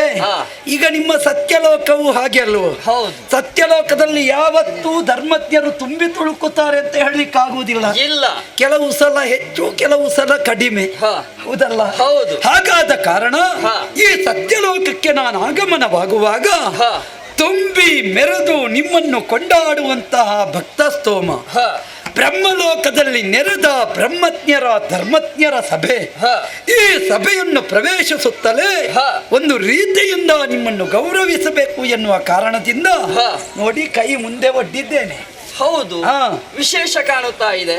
ಈ ಸಲ ಒಂದು ಮಾಲೆ ಬ್ರಹ್ಮದೇವರಿಗೆ ಹಾಕಬೇಕು ಅಂತ ಯೋಚಿಸಿದ್ದು ನಾನು. ಮಾಲೆ ಬ್ರಹ್ಮದೇವರಿಗೆ ಹಾಕುವುದ? ಸತ್ಯ. ಓಹೋ. ಈ ಮಾಲೆ ಅಂದ್ರೆ ಒಂದು ಸನ್ಮಾನ ಮಾಡುವುದು ಅಂತ ಅರ್ಥ. ಯಾರಿಗೆ? ಒಂದು ಬ್ರಹ್ಮದೇವರಿಗೆ ಸೃಷ್ಟಿಯಲ್ಲಿ ವಿಶೇಷವಾದ ಸನ್ಮಾನ. ಓಹೋ. ಮಾಡುವುದು ಬೇರೆ, ಮಾಡಿಸುವುದು ಬೇರೆ. ಹೌದಲ್ವಾ? ಇದು ನಿಜವಾಗಿಯೂ ನಾನು ಸನ್ಮಾನ ಮಾಡುವುದಲ್ಲ, ಮತ್ತೆ ನನ್ನ ಕೈಯಿಂದ ಯಾರೋ ನಿಮಗೆ ಒಂದು ಸನ್ಮಾನ ಮಾಡಿಸಬೇಕು ಅಂತ ಯೋಚಿಸಿದ್ದಾರೆ. ಸಂಕಲ್ಪ. ಸತ್ಯ. ಒಂದು ದಿನ ವೈಕುಂಠಧಾಮಕ್ಕೆ ಹೋದೆ, ಮಹಾವಿಷ್ಣುವಿನನ್ನು ಅರ್ಚಿಸಿದೆ. ಆ ಕಾಲದಲ್ಲಿ ಈ ಮಂದಾರ ಮಾಲಿಕೆಯನ್ನು ನನ್ನ ಕೈಗೆ ಆ ಭಗವಂತ ಕೊಟ್ಟ. ಪ್ರಪಂಚದಲ್ಲಿ ಯಾರು ಪರಮನಿಷ್ಠರಿದ್ದಾರೋ, ಯಾರು ಪರಮವರ್ಚಸ್ವಿಗಳಿದ್ದಾರೋ ಅಂತಹವರ ಕೊರಳಿಗೆ ಈ ಮಾಲೆಯನ್ನು ನೀನು ಹಾಕಬೇಕು. ಕರ್ಮದೊಳ ಅಸಮನಿಷ್ಠನಾದವನಿಗೆ ಈ ಮಾಲೆಯನ್ನು ತೊಡಿಸಿದೆ ಅಂತಾದರೆ ಇದರಿಂದ ಸಕಲ ಸೌಭಾಗ್ಯ ಸಂಪ್ರಾಪ್ತಿಯಾಗುತ್ತದೆ. ಮಾತ್ರವಲ್ಲ, ಸರ್ವ ಸಂಕಲ್ಪ ಸಿದ್ಧಿಸಲ್ಪಡ್ತದೆ ಅಂತ ಆಡಿದ್ರು. ಈ ಮಾಲೆ ನನ್ನ ಕೈಗೆ ಕೊಟ್ಟಿದ್ದಾರೆ, ನೀನೇ ಹಾಕಿಕೋ ಅಂತ ಹೇಳಿಲ್ಲ. ಹೌದೇ? ನೀನು ಹಾಕಬೇಕು ಅಂತ ಹೇಳಿದ್ರು ನಾನು ಹಾಕಿಕೊಳ್ಳುವುದಿಲ್ಲ. ನಮಗೆ ಯೋಗ್ಯತೆ ಉಂಟಲ್ವೇ ಹಾಕಿಕೊಳ್ಳುವಂತದ್ದು? ಯೋಗ್ಯತೆ ಉಂಟು, ಹೌದು ಸ್ವಾಮಿ. ನಮಗೆ ಏನಿದ್ರು ಕೈಯಲ್ಲಿ ದಂಡ, ಕೊರಳಲ್ಲಿ ಜಪಸರ ಬಿಟ್ರೆ ನಮ್ಮದ್ದು ತ್ಯಾಗಮಯವಾದ ಬದುಕು. ಇಲ್ಲದೆ ಇದ್ರೆ ನಾವು ಈ ಕೇಸರಿ ಉಟ್ಟುಕೊಳ್ತೇವ? ಹೌದು. ಕೇಸರಿಯ ಸಂಕೇತವೇ ತ್ಯಾಗದ ಸಂಕೇತ. ಕೇಸರಿ ಧರಿಸಿದವರು ಎಷ್ಟು ಬರ್ತದೆ ಅಂತ ಯೋಚಿಸುವುದಲ್ಲ, ಎಷ್ಟು ಕೊಡುವುದಕ್ಕಾಗುತ್ತದೆ ಅಂತ ಯೋಚಿಸುವುದು. ಆದ್ದರಿಂದ ಕೇಸರಿ ಧಾರಣೆ ಮಾಡಿದವ ಯಾವನ ತಲೆಯನ್ನೂ ತೆಗೆಯುವುದಿಲ್ಲ, ಹಾಗೆಂದು ತಲೆ ತೆಗೆಯುತ್ತೇನೆ ಅಂತ ಬಂದವನನ್ನು ಯಾವ ಕಾರಣಕ್ಕೂ ಬಿಡುವುದಿಲ್ಲ. ಹಾಗಾಗಿ ಅಂತಹ ತ್ಯಾಗಮಯವಾದ ಸಂಕೇತ ಒಂದು ರಾಷ್ಟ್ರದ ಉದ್ಧಾರ ಆಗುವಲ್ಲಿ ತನ್ನನ್ನು ತಾನು ತೊಡಗಿಸಿಕೊಳ್ಳುವವನೇ ನಿಜಾರ್ಥದ ತ್ಯಾಗದ ಸಂಕೇತವಾದ ಕೋವಿದಾರ ಬಣ್ಣವನ್ನು ಹೊಂದಿದ ಕೇಸರಿಯನ್ನು ಧರಿಸ್ತಾನೆ. ಆದ್ದರಿಂದ ನಾವು ಕೇಸರಿ ಅಂದ್ರೆ ತ್ಯಾಗಮಯವಾದ ಸಂಕೇತವಾದ ಈ ಕಾಷಾಯ ವಸ್ತ್ರ ಧಾರಣೆ ಮಾಡಿದವರು. ನಾವು ಇರುವುದೇ ಇನ್ನೊಬ್ಬರ ಕಲ್ಯಾಣಕ್ಕೆ ಬೇಕಾಗಿ. ಹಾಗಾದ ಕಾರಣ ನಮಗೆ ಮಾಲೆಯೆಲ್ಲ ಹಾಕಿಕೊಂಡು ಏನು ಪ್ರಯೋಜನ ಉಂಟು? ನಮಗೆ ಹೂವಿನ ಮಾಲೆ ಹಾಕಿ ಅಭ್ಯಾಸ ಇಲ್ಲ, ನಮಗೆ ಜಪಮಾಲೆ ಹಾಕಿಯೇ ಅಭ್ಯಾಸ. ಆದ್ದರಿಂದ ಈ ಹೂವಿನ ಮಾಲೆಯನ್ನು ಯಾರ ಕೊರಳಿಗೆ ಹಾಕುವುದು ಅಂತ ಯೋಚಿಸಿದಾಗ ನಾನು ಕಂಡುಕೊಂಡದ್ದು ಸತ್ಯಲೋಕೇಶನಾದ ನಿನಗೆ. ಹೇಗೂ ಅಪ್ಪ ಕೊಟ್ಟದ್ದು ಮಗನ ಕೊರಳಿಗೆ ಹಾಕುವುದು ಅಲ್ವಾ ನಿಮ್ಮ ಯೋಚನೆ? ನನ್ನ ಯೋಚನೆ. ಕೆಲವರು ಅಪ್ಪ ಮಾಡಿದ್ದರಲ್ಲೇ ಬದುಕು ಕಳೆಯುವ ಮಕ್ಕಳು ಇದ್ದಾರೆ. ಅದು ಹೌದು. ಕೆಲವು ಮಕ್ಕಳು ತಾವೇ ದುಡಿದು ಅಪ್ಪನನ್ನು ಸಾಕುವವರಿದ್ದಾರೆ. ಕೆಲವು ಸಲ ಅಪ್ಪ ಮಾಡಿದ್ದಷ್ಟನ್ನೇ ತಿಂದು ಬದುಕುವವರು, ಕೆಲವರು ಅಪ್ಪ ಮಾಡಿದ್ದನ್ನು ವೃದ್ಧಿಸಿ ಬದುಕುವವರು. ಪ್ರಪಂಚದ ಯಾವ ತಂದೆ ತಾಯಿಯೇ ಆಗಲಿ ಸ್ವಾಮಿ, ಮಕ್ಕಳಿಗೆ ಆಸ್ತಿ ಮಾಡಿಡುವುದಲ್ಲ, ಮಕ್ಕಳನ್ನೇ ಸಮಾಜದ ಆಸ್ತಿಯನ್ನಾಗಿಸಬೇಕು. ಆವಾಗ ಮಾತ್ರ ಹೆತ್ತ ತಂದೆ ತಾಯಿಗೂ ಹುಟ್ಟಿದ ಮಗನಿಗೂ ನಿಜವಾದ ಬದುಕಿನ ಅರ್ಥ ಗೊತ್ತಾಗುತ್ತದೆ. ಹಾಗಾದ ಕಾರಣ ತಂದೆ ತಾಯಿ ಮಾಡಿಟ್ಟದ್ದು ಕೂಡಿಟ್ಟದ್ದು ಮಗನಿಗೆ ದುಡಿಯುವುದಕ್ಕೆ ದಾರಿಯಾಗಬೇಕಂತೆ. ಹಾಗೆ ಮಹಾವಿಷ್ಣು ಸೃಷ್ಟಿಕರ್ತನಾದ ನಿನಗೆ ದುಡಿಯುವ ದಾರಿ ತೋರಿಸ್ತಾರೆ. ಹೇಗೆ? ಪಾಲನಾಕರ್ತನಾಗಿ. ವಿಷ್ಣು ಅಂದ್ರೆ ಕ್ಷೇತ್ರ, ಬ್ರಹ್ಮ ಅಂದ್ರೆ ಬಿತ್ತುವವ. ಆದ್ದರಿಂದ ಲೋಕದಲ್ಲಿ ಸೃಷ್ಟಿ ಬೀಜವನ್ನು ಬಿತ್ತುವ ನಿನ್ನ ಹೆಗ್ಗಳಿಕೆಯನ್ನು ಪ್ರಪಂಚದಲ್ಲಿ ಮೇಳೈಸಬೇಕು ಎನ್ನುವ ಕಾರಣಕ್ಕೆ ಬೇಕಾಗಿ ಈ ಮಾಲೆಯನ್ನು ತಮಗೆ ಹರಿಪ್ರಸಾದ ಅಂತ ಸಮರ್ಪಿಸ್ತಾ ಇದ್ದೇನೆ. ಸ್ವೀಕರಿಸಬೇಕು. ದೂರ್ವಾಸವಣಿಗಳೇ ಏನು ಹೇಳ್ತಾ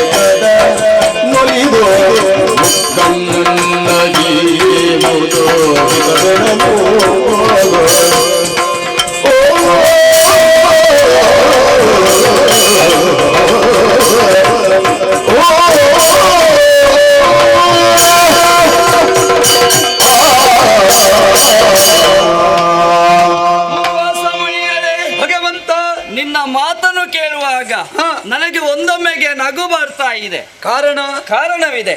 ನಿಂತ ನಿಲುವಿನಲ್ಲಿ ಜಗದ ಸದ್ವಿಚಾರವನ್ನು ತಿಳಿಯುವಂತಹ ಮಹಾತ್ಮರು ನೀವಾಗಿದ್ದೀರಿ.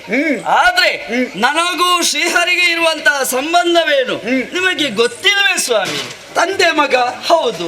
ಈ ಸಂದರ್ಭದಲ್ಲಿ ಒಂದೊಂದು ಪ್ರಸಂಗದಲ್ಲಿ ಒಂದೊಂದು ಆಗುತ್ತೀರಿ. ಹೌದು.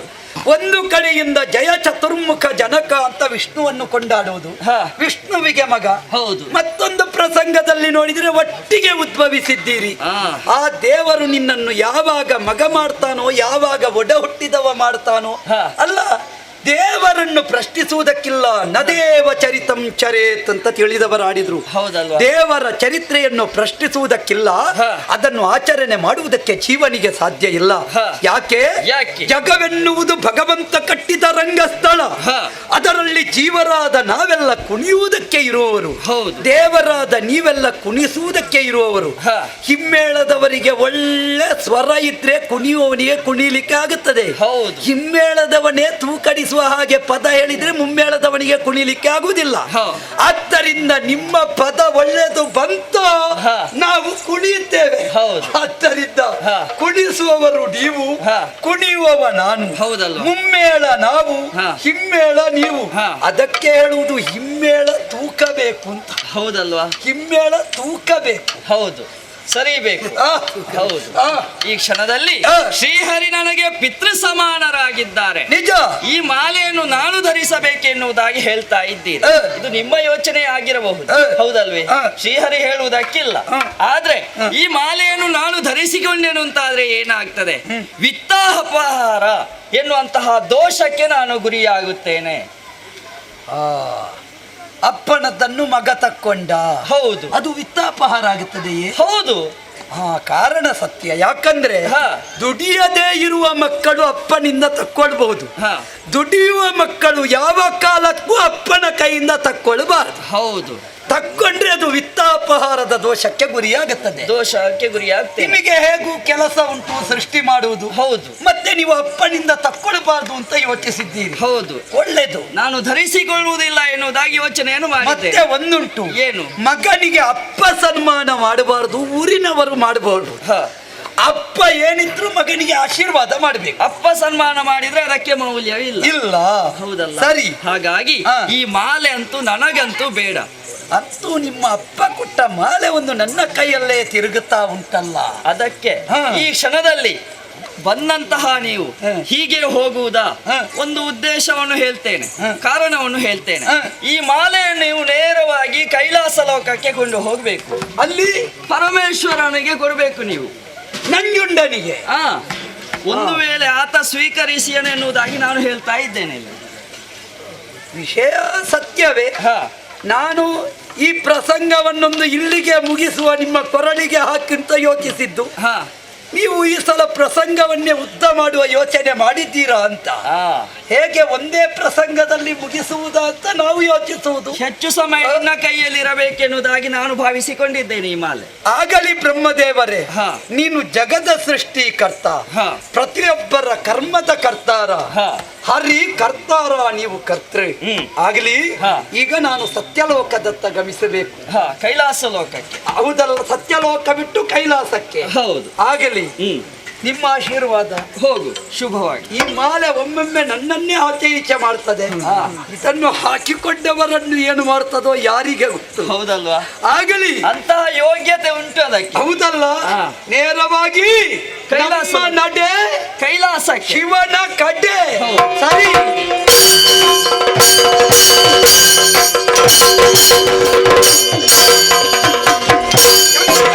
ಸರ್ವೇಶ್ವರ, ಭಯಂಕರ, ಭುವನೇಶ್ವರ, ಲೋಕರಕ್ಷಕ, ತ್ರಿಶೂಲ.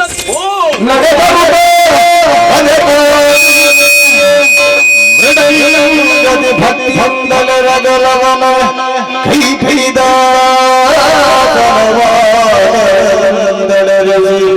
ಮನ್ಯಸುತ್ತಲಿ ನಂದನದರಿ ಜಗ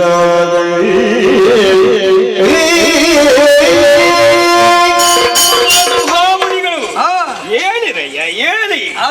ಏನೋ ದೂರ ಅಪರೂಪ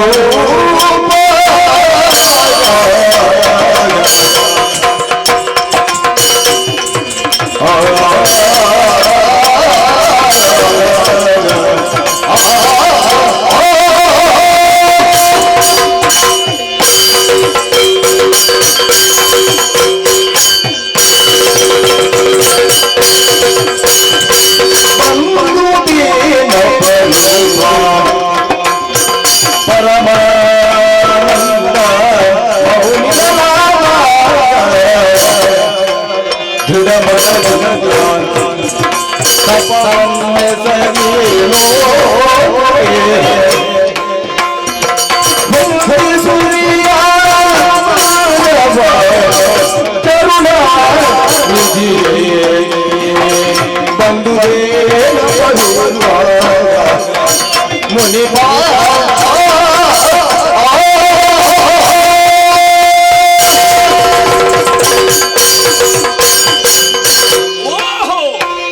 ಕೈಲಾಸವಾಸಿ ಶಂಕರ ನಮೋ ನಮಃ. ಏನಿರಯ್ಯ ದೂರ್ವಾಸರೇ, ಬಲು ಅಪರೂಪಕ್ಕಾಗಿ ನನ್ನದಂತ ಕೈಲಾಸವನ್ನು ಸೇರಿದವರು ನೀವಿದ್ದೀರಿ.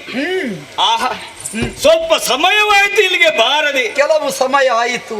ಅತ್ರಿ ಅನಸೂಯರ ಮಗನಂತ ನೀವು ಸಾಮಾನ್ಯದವರೇ ಹೇಳಿ ಎಲ್ಲಾ ವಿದ್ಯೆಗಳನ್ನು ಕರಗತ ಮಾಡಿಕೊಂಡವರು ನೀವಿದ್ದೀರಿ. ಸತ್ಯ ಸ್ವಾಮಿ, ಮನಸ್ಸು ಮಾಡಿದೆ ಎಂದಾದ್ರೆ ನೀವು 3 ಲೋಕವನ್ನೇ ಸುಡುವಂತ ಯೋಗ್ಯತೆ ನಿಮ್ಮಲ್ಲಿ ಉಂಟು.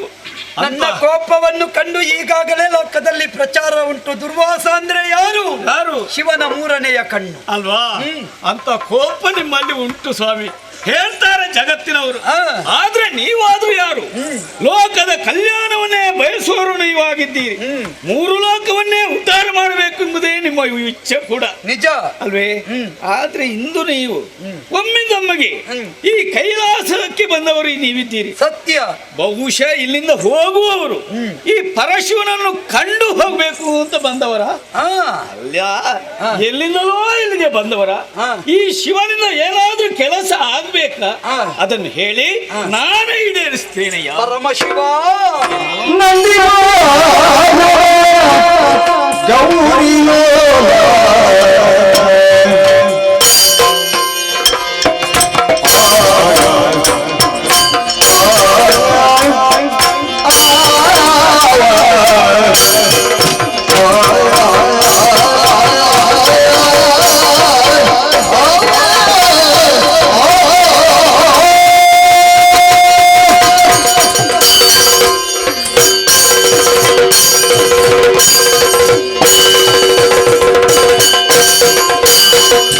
ನಂದಿ ವಾಹನ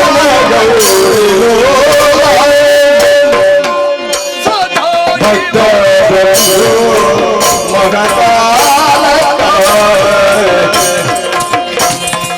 ಸಿಂಧು ಶಯನಲೆ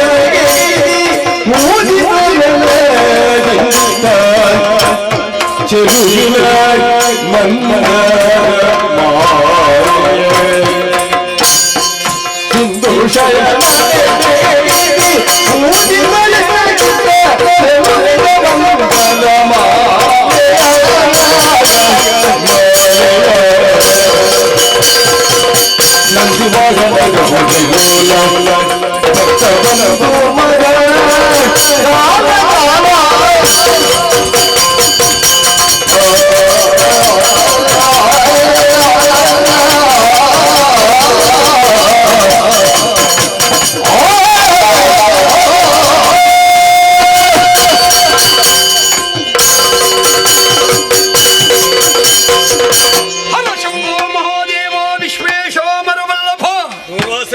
ಶಿವಶಂಕರ ಸರ್ವಾತ್ಮಾನಾಂ ನೀಲಕಂಠಾಯ ನಮೋಸ್ತುತೆ. ರುದ್ರ, ಏನು ಮಹಾಕಾಲನೆಂದು ಕರೆಸಿಕೊಂಡವರು ದೇವರೇ ನೀವು. ನಿಮ್ಮ ಅನುಗ್ರಹಾಮೃತ ಸಿಂಚನದಿಂದ ಪ್ರಪಂಚದ ಸಕಲರೂ ಕೂಡ ಜ್ಞಾನಿಗಳಾಗಿರ್ತಾರೆ.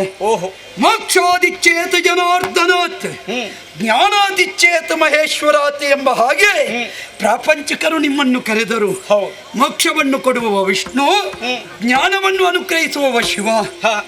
ಅವನು ಬಹಳ ಸಮಯ ಅರ್ಥಾತ್ ದೀರ್ಘಾವಧಿಯ ನಂತರ ಕೊಡುವ ಕಾರಣ ಶರ್ವ, ನೀನು ಶೀಘ್ರವಾಗಿ ಕೊಡುವ ಕಾರಣ ಶರ್ವ. ನಿಮ್ಮಲ್ಲಿ ಭೇದವನ್ನು ನಾವು ಕಲ್ಪಿಸಿದವರಲ್ಲ ಪ್ರಭು. ಆದರೂ ನಿನ್ನ ನರ್ಚಿಸಬೇಕು ಎನ್ನುವಂತಹ ವಾಂಛೆ ನನಗೆ ಆದ ಕಾಲದಲ್ಲಿ ಬಂದು ನಾನು ಅರ್ಚಿಸುವ. ನಿಮಗೆಲ್ಲ ರುದ್ರಾಭಿಷೇಕ ಇಲ್ಲಿ ಬಂದು ಮಾಡಬೇಕಾ? ನಾವು ಕೂತಲ್ಲೇ ರುದ್ರಾಭಿಷೇಕ ಮಾಡ್ತೇವೆ. ನಾವು ಪರಮೇಶ್ವರ ಇರ ಅಂತ ಹೇಳಲಿಕ್ಕಿಲ್ಲ.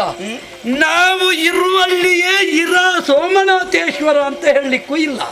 ಸೋಮನಾಥೇಶ್ವರ ಇರೋ ಎನ್ನುವ ಕಾರಣದಿಂದಲೇ ಸಂಕಲ್ಪಿಸಿ ರುದ್ರಾರ್ಚನೆ ಮಾಡುವವರು. ಈ ಕಾಲದಲ್ಲಿ ನಿಮ್ಮ ಬಳಿಗೆ ಬರಬೇಕಾದ ಅನಿವಾರ್ಯತೆ ನನಗೆ ಒದಗಿತು. ಹೌದಾ ದೇವರೇ, ಏನು? ಯಾವತ್ತು ರುದ್ರಾಕ್ಷಿ ಹಿಡ್ಕೊಂಡು ಬರ್ತಾ ಇದ್ದೆ, ಅದು ಇವತ್ತಿಲ್ಲ. ಇವತ್ತು ಹೊಸ ಮಾಲೆ ತಂದಿದ್ದೇನೆ. ಈ ಮಾಲೆ ಯಾಕೆ? ಹೌದು, ಕೆಲವರು ಮಾಲೆ ಕೊಡ್ತಾರೆ ಸ್ವಾಮಿ, ಹಾಕಿಕೊಳ್ಳಿಕ್ಕೆ ಆಗುವುದಿಲ್ಲ. ಹೌದಾ? ಕೆಲವರು ಬೆಳಿಗ್ಗೆ ಕೊಟ್ಟದ್ದು ಸಂಜೆಗೆ ಸರಿ ಇರುವುದಿಲ್ಲ. ಆದರೆ ನಮ್ಮದ್ದು ಹಾಗಲ್ಲ. ಬಹುಕಾಲದ ಹಿಂದೆಯೇ ಸಂಪ್ರಾಪ್ತಿಸಲ್ಪಟ್ಟಂತಹ ಮಂದಾರ ಮಾಲಿಕೆ. ಓ, ವಿಶೇಷವಾದಂತ ಮಾಲೆ. ವಿಶೇಷ ಮಾಲೆ. ವೈಕುಂಠ ಧಾಮವನ್ನು ಸೇರಿದಾಗ ಆ ಶ್ರೀಧಾಮದವರೇ ಕೊಟ್ಟ ಮಾಲೆ ಇದು. ಹೌದಾ? ನಿಮಗೆ? ಹೌದು. ಅಂದ್ರೆ ಶ್ರೀಪತಿಯಾದ ನಾರಾಯಣ ದೇವರು ಕೊಟ್ಟಿರುವಂತಹ ಮಾಲೆ. ಇಲ್ಲಿಗೆ ಯಾಕೆ ನೀವು ತಂದಿದ್ದೀರಿ? ಸತ್ಯಲೋಕಕ್ಕೆ ಹೋದೆ, ಬ್ರಹ್ಮದೇವರನ್ನೊಂದು ಮಾನಿಸಬೇಕು ಅಂತ. ಅವರು ಹೇಳಿದರು, ಇದನ್ನು ಧರಿಸಿಕೊಳ್ಳುವ ಅರ್ಹತೆ ನನಗಿಲ್ಲ, ನಾರಾಯಣನಿಂದ ಪ್ರಣೀತವಾದ ಈ ಮಾಲೆಯನ್ನು ಧರಿಸುವ ಸಾಮರ್ಥ್ಯ ಇರುವುದು ಪ್ರಭು ಶಂಕರನಿಗಲ್ಲದೆ ಅನ್ಯರಿಗಲ್ಲ. ಶ್ರೀಧರ ಕೊಟ್ಟದ್ದನ್ನು ಆ ಶೂಲಧರನೇ ಧರಿಸಬೇಕು ಅಂತ ಹೇಳಿದರು. ಯಾರು? ಬ್ರಹ್ಮದೇವರು. ಹಾಗಾಗಿ ಇಲ್ಲಿಗೆ ಬಂದಿದ್ದೇನೆ. ದೇವರು ಏನು ಆ ಚಾಪೆಯಲ್ಲಿ ಮಲಗಿಕೊಂಡು ಕೊಟ್ಟಿದ್ದಾರೆ ಶ್ರೀಧರ ದೇವರು. ಹೌದೌದು, ಅದಕ್ಕಿಂದವರು ಕೊಡುವುದಕ್ಕೆ. ಮಹಾಶೇಷನನ್ನೇ ಚಾಪೆಯಾಗಿಸಿ ಅಲ್ಲಿ ಮಲಗಿಕೊಂಡು ನನಗೆ ಕೊಟ್ಟಿದ್ದಾರೆ. ಇದರಿಂದ ಒಂದು ಪ್ರಸಂಗ ಮಾಡಬೇಕು ಅಂತ. ಹೌದಾ? ನನಗೂ ಈ ಪ್ರಸಂಗದಲ್ಲಿ ಅವರನ್ನು ತೊಡಗಿಸಬೇಕು ಅಂತ ಇತ್ತು. ಏನು ಮಾಡೋಣ, ನನಗೊಂದು ಹೊಣೆಗಾರಿಕೆ ಕೊಟ್ಟಿದ್ದಾರಲ್ಲ. ಹಾಗಾದ ಕಾರಣ ಯಾರ ಕೊರಳಿಗೆ ಹಾಕುವುದು ಅಂತ ಸತ್ಯಲೋಕಕ್ಕೆ ಹೋದ್ರೆ ಅವರು ಹೇಳ್ತಾರೆ, ನಾನಲ್ಲ, ಇದನ್ನು ಧರಿಸುವವ ಪರಮೇಶ್ವರ ದೇವರು, ನಾನು. ನಿಜ. ಹಾಗಾಗಿ ಹರಿಕೊಟ್ಟಿಹ ಮಾಲೆ ಇದು. ಯಾವತ್ತೂ ಇದು ಸದಾಶಿವನ ಕೊರಳಲ್ಲಿ, ನಾಗಾಭರಣನ ಕೊರಳಲ್ಲಿ ರಾರಾಜಿಸಿತು ಅಂತಾದರೆ ಬಹಳ ಚಂದ ಅಂತ ನನಗೆ ಅನ್ನಿಸ್ತದೆ. ಹೌದಾ? ದೇವರು ಇದನ್ನು ಸ್ವೀಕರಿಸಬೇಕು. ಏನು ದೂರ್ವಾಸನೆ! ಮನ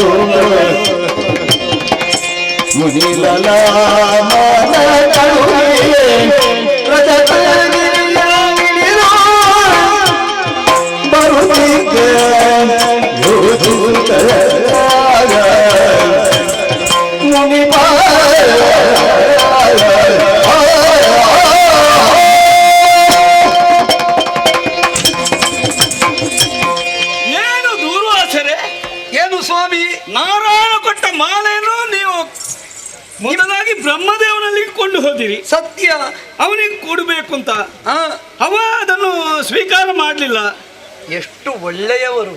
ಬದಲಾಗಿ ಕೆಲವರು ಸನ್ಮಾನ ಸಿಗುತ್ತದೆ ಅಂತಾದ್ರೆ ಹೇಳಿ ಮಾಡಿಸಿಕೊಳ್ಳುವವರು ಕಾಯ್ತಾರೆ. ಇದು ಬ್ರಹ್ಮದೇವರಿಗೊಂದು ಸನ್ಮಾನ ಮಾಡುವಂತ ಹೋದ್ರೆ ನಾನಿನ್ನೂ ಸಣ್ಣವ, ನನಗೆ ಸನ್ಮಾನ ಬೇಡ, ದೊಡ್ಡವರಿಗೆ ಆಗಲಿ ಅಂತ ಬಿಟ್ಟು ಕೊಡ್ತಾರೆ. ಅವರು ಒಪ್ಪಲಿಲ್ಲ. ಹೌದು. ಬದಲಾಗಿ ನನ್ನನ್ನು ತೋರಿಸಿದ್ರು. ಸತ್ಯ. ಸನ್ಮಾನ ಮಾಡುವುದಿದ್ರೆ ಕೈಲಾಸಕ್ಕೆ ಹೋಗುವ. ಸತ್ಯ. ಇದು ನನಗೆ ಯೋಗ್ಯವಾದ ಅಲ್ಲವೇ? ಸರಿಯಲ್ಲ. ನಾರಾಯಣ ಕೊಟ್ಟಂತ ಮಾಲೆ ಇದು ಮಹತ್ವವನ್ನು ಪಡೆದಿದೆ. ಇದು ನಿಮಗಾಗಿ ಕೊಟ್ಟ ಮಾಲೆ, ನೀವೇ ಧರಿಸಬೇಕಿತ್ತು. ಅಲ್ಲ, ಇದು ನನಗೆ ಆಯ್ಕೆ ಮಾಡಿ ಹಾಕ್ಲಿಕ್ಕೆ ಕೊಟ್ಟ ಮಾಲೆ. ನಿಮಗಾಗಿ ಕೊಟ್ಟದ್ದಲ್ಲ, ಈಗೆಲ್ಲ ಆಯ್ಕೆ ಮಾಡಿ ಹಾಕ್ಬೇಕು ಅಂತ. ನಮ್ಮದ್ದು ಈ ಸಲ ಆಯ್ಕೆಯಲ್ಲಿಯೇ ಮುಗಿಯುತ್ತದ ಅಂತ. ಹಾಗಾದ್ರೆ ಈಗ ಆಯ್ಕೆಗೆ ಯಾರು ಸಿಗ್ಲಿಲ್ಲ. ಇಲ್ಲ, ನಾನು ಸಿಕ್ಕಿದೆ, ನನಗೆ ಕೊಡೋದಕ್ಕೆ ಬಂದಿದ್ದೀರಾ. ಹೌದು. ನೀವು ಸ್ವಲ್ಪ ಆಲೋಚನೆ ಮಾಡಿ. ಹರಿಹರ ಅಂತ ನಾವು ಯಾರು? ನಮ್ಮಲ್ಲಿ ಭೇದವಿಲ್ಲ. ನಾವು ಭಾವಂದಿರು. ನಾವು ಇದನ್ನು ತೆಕ್ಕೊಳ್ಬಹುದಾ? ನಾನು ತೆಕ್ಕೊಂಡು ಅಂತ ಆದ್ರೆ ಅದು ಒಂದು ರೀತಿಯ ದತ್ತಾಪಹಾರ ಅಂತ ಆಗ್ತದೆ ಅಲ್ವಾ? ನಾವೇ ಕೊಟ್ಟದ್ದನ್ನು ನಾವೇ ಹಾಕಿಕೊಂಡ್ರೆ ಅಪವಾದ ಬರುವುದಿಲ್ಲ. ಹರಿಹರರಲ್ಲಿ ಭೇದವಿಲ್ಲ ಅಲ್ವಾ? ಇದು ಪ್ರಪಂಚ ಒಪ್ಪಿದ ಸತ್ಯ. ಈಗ ನೀವು ನಾನು ಕೊಟ್ಟದನ್ನು ತಕ್ಕೊಂಡ ನಾನು ಸ್ವೀಕಾರ ಮಾಡುವುದಿಲ್ಲ. ಕೊಟ್ರು ತಕ್ಕೊಂಡ್ರು ಅಂತ ಆಗುತ್ತದೆ. ಖಂಡಿತವಾಗಿ ನಾನು ತೆಕ್ಕೊಳ್ಳುವುದೇ ಇಲ್ಲ. ಅಲ್ಲ, ಕೆಲವರು ಕೊಡುವುದೇ ಕಷ್ಟದಲ್ಲಿ, ಕೆಲವು ಕಡೆ ಕೊಡುವುದೇ ಇಲ್ಲ. ಏನು ಮಾಡುದು? ಈಗ ನಾರಾಯಣ ಕೊಟ್ಟಿದ್ದಾರೆ ನಿಮಗೆ, ಕೆಲವು ಕಡೆ ಕೊಡುವಷ್ಟು ಇಲ್ಲ. ಬೇಡ, ಅದನ್ನು ಬಿಡೋಣ. ದೂರ್ವಾಸರೇ, ಈ ಸಲ ನಿಮಗೆ ಒಂದು ಇಲ್ಲಿ ಕೊಡು ಅಂತ ನಾವು ಯೋಚಿಸಿದ್ದು. ನನಗೆ ಬೇಡ. ಇಲ್ಲಿಗೆ ಬಂದು ಇಲ್ಲ ಅಂತ ಆಗುವುದು ಬೇಡ ಅಂತ ದೇವರು ನಮಗೆ ಕೊಟ್ಟದ್ದು. ಇದನ್ನು ನಿಮಗೆ ಕೊಡುವಂತ ಯೋಚಿಸಿದ್ರೆ ನೀವು ಬೇಡ ಅಂತ. ನನಗೆ ಬೇಡ. ಆದ್ರೆ ಇದನ್ನು ಯಾರಿಗೆ ಕೊಡುವುದು? ನೀವಾದ್ರೂ ಸಾಮಾನ್ಯದವರಲ್ಲ, ಎಲ್ಲವನ್ನೂ ಬಲ್ಲವರು ನೀವಾಗಿದ್ದೀರಿ. ಯಾರಿಗೆ ಯಾವುದನ್ನು ಕೊಡಬೇಕು ಎಂಬಷ್ಟು ಆಲೋಚನೆ ನಿಮಗಿಲ್ವೇ ಸ್ವಾಮಿ? ನನಗೆ ಗೊತ್ತುಂಟು, ಆದ್ರೆ ನನಗೆ ಇದು ಯೋಗ್ಯವಾದಲ್ಲ. ನನಗೆ ಬೇಡ. ಯೋಗ್ಯವಾದವರು ಯಾರಿದ್ದಾರೆ ಅಂತ ಸ್ವಲ್ಪ ಆಲೋಚನೆ ಮಾಡಿ ನೀವೇ. ದೇವರೇ, ನಮಗೆ ಕೊಡಬೇಕು ಅಂತ ಉಂಟು, ತಕ್ಕೊಂಡವರು ಹೇಗಿರ್ತಾರೆ ಅಂತ ಗ್ರಹಿಸುವುದು ನಾವು. ಅದು ಆಮೇಲೆ ಅಲ್ವಾ ತೆಕ್ಕೊಂಡವರು ಏನು ಮಾಡ್ತಾರೆ ಅಂತ. ನಿಮಗೆ ಒಂದು ತಕ್ಕೊಳ್ಳುವ ಸಾಮರ್ಥ್ಯ ಉಂಟು ಅಂತ ಕೊಟ್ಟದ್ದು. ಇದನ್ನು ತಕ್ಕೊಳ್ಳುವಂತ ಯೋಗ್ಯತೆ ನನಗೆ ಖಂಡಿತವಾಗಿಯೂ ಇಲ್ಲ. ಭಗವಂತ, ಏನು ನೀವು ದೇವಶಕ್ತಿಗಳು, ನಾವು ಜೀವಶಕ್ತಿಗಳು. ಹೌದು. ನೀವು ಸ್ವಾಮಿಗಳು, ನಾವು ಋಷಿಗಳು. ಸ್ವಾಮಿತ್ವ ಅಂದ್ರೆ ಎಲ್ಲವನ್ನೂ ತನ್ನ ಅಂಕೆಯಲ್ಲಿರಿಸಿಕೊಳ್ಳುವುದು ಅಂತ ಅರ್ಥ. ಹೌದಲ್ಲ? ಹಾಗಿದ್ರೆ ಈ ಮಾಲೆ ನಿಮಗೂ ಬೇಡ, ನನಗೆ ಬೇಡ. ಇಲ್ಲಿಗೆ ಮುಗಿಯುವುದಿಲ್ಲ ಪ್ರಸಂಗ. ಮುಗಿಬಾರ್ದು, ಇನ್ನು ನಡೀಬೇಕು. ಯಾರಿಗೆ ಇದು ಹಾಕುವಂತ ಯೋಗ್ಯತೆ ಉಂಟು ಅವರೇ ಹಾಕ್ಬೇಕು. ಈ ಪ್ರಸಂಗದಲ್ಲಿ ಮುಂದೆಯೂ ನೀವು ಸಿಗಬಹುದಲ್ಲ? ಖಂಡಿತವಾಗಿ ನಾನು ಸಿಗ್ತೇನೆ. ಆಯಿತು, ನಿಮಗೆ ಯಾವಾಗ ಬೇಕು ಆವಾಗ ನಾನು ಬರ್ತೇನೆ. ಆಗಲಿ. ಆಯ್ತು, ಯಾರಿಗೆ ಹಾಕುವಂತ ಯೋಗ್ಯತೆ ಉಂಟು ನೀವೇ ನೋಡಿ. ಸ್ವಲ್ಪ ಆಗಲಿ ದೇವರೇ, ಬರ್ತೇನೆ ನಾನು. ಹೋಗಿ. ರಜತಾತ್ರಿ ವಾಸನಾದ ಪರಮೇಶ್ವರ ದೇವರು ನಾನು ಕೊಟ್ಟಿರುವಂತಹ ಈ ಮಾಲೆಯನ್ನು ಇನ್ನು ಗೌರವದಿಂದಲೇ ಬಿಟ್ಟಿದ್ದಾರೆ. ಹಾಗಿದ್ರೆ ಈ ಮಾಲೆ ನಮ್ಮ ಕೈಯಲ್ಲೇ ಇದ್ದು ಏನು ಮಾಡುವುದು? ಯಾರಿಗೆ ಹಾಕಲಿ, ಯಾರಿಗೆ ಹಾಕಲಿ ಅಂತ ಯೋಚಿಸಿದ್ರೆ ಗೋಚರವಾಗುತ್ತಾ ಉಂಟು ಮುಕ್ಕೋಟಿ ದೇವತೆಗಳ ಅಧಿಪತಿಯಾಗಿರುವಂತಹ ದೇವೇಂದ್ರ ಲೋಕ ಮೂರಕ್ಕೆ ಹಿತವನ್ನು ಬಯಸುವ ಕಾರಣ ಶಕ್ರ ಅಂತ ಕರೆಸಿಕೊಂಡವ, ಮೂರು ಲೋಕದ ಕಲ್ಯಾಣಕಾರಕವಾದ ಕೈಂಕರ್ಯಕ್ಕೆ ತನ್ನನ್ನು ತೊಡಗಿಸಿಕೊಂಡ ಆ ಸುರೇಂದ್ರನಿಗೆ ಇದನ್ನು ಹಾಕಬೇಕು. ಆದ್ದರಿಂದ ನೋಡುವ, ಈ ಸಲ ಒಂದು ಕೇಂದ್ರಕ್ಕೆ ಹೋಗುವ. ಅಂದ್ರೆ ದೇವಲೋಕಕ್ಕೆ ಅವರನ್ನೊಂದು ಸನ್ಮಾನ ಮಾಡುವ ಯೋಗ ಉಂಟು ಅಂತಾದ್ರೆ ಆಗುತ್ತದೆ. ತಡ ಮಾಡುವುದು ಯಾಕೆ? ನೇರವಾಗಿ ಆ ದೇವಲೋಕಕ್ಕೆ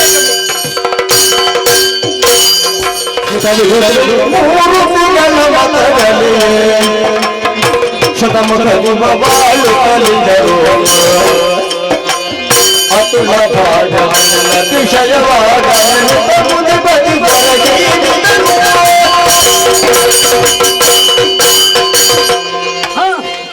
ಅದು ಅದು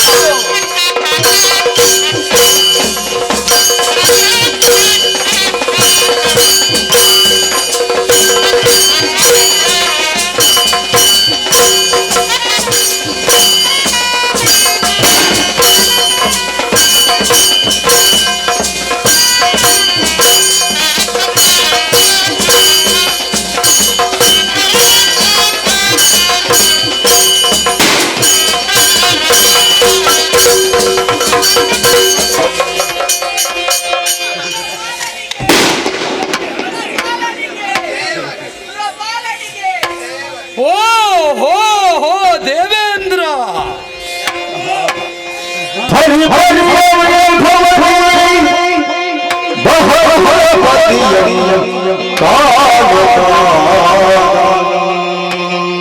ಸಂತಸಗೊಳ್ಳುತ್ತ ತೆರಳಲು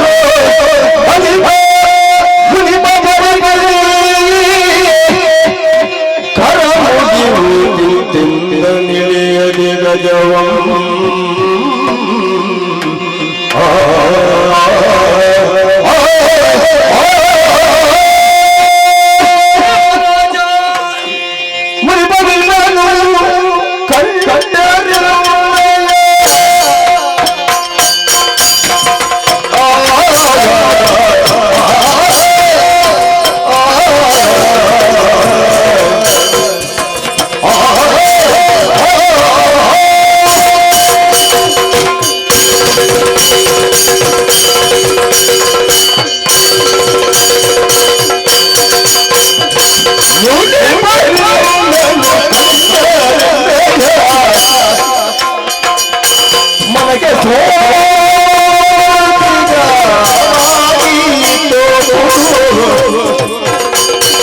ನಾನು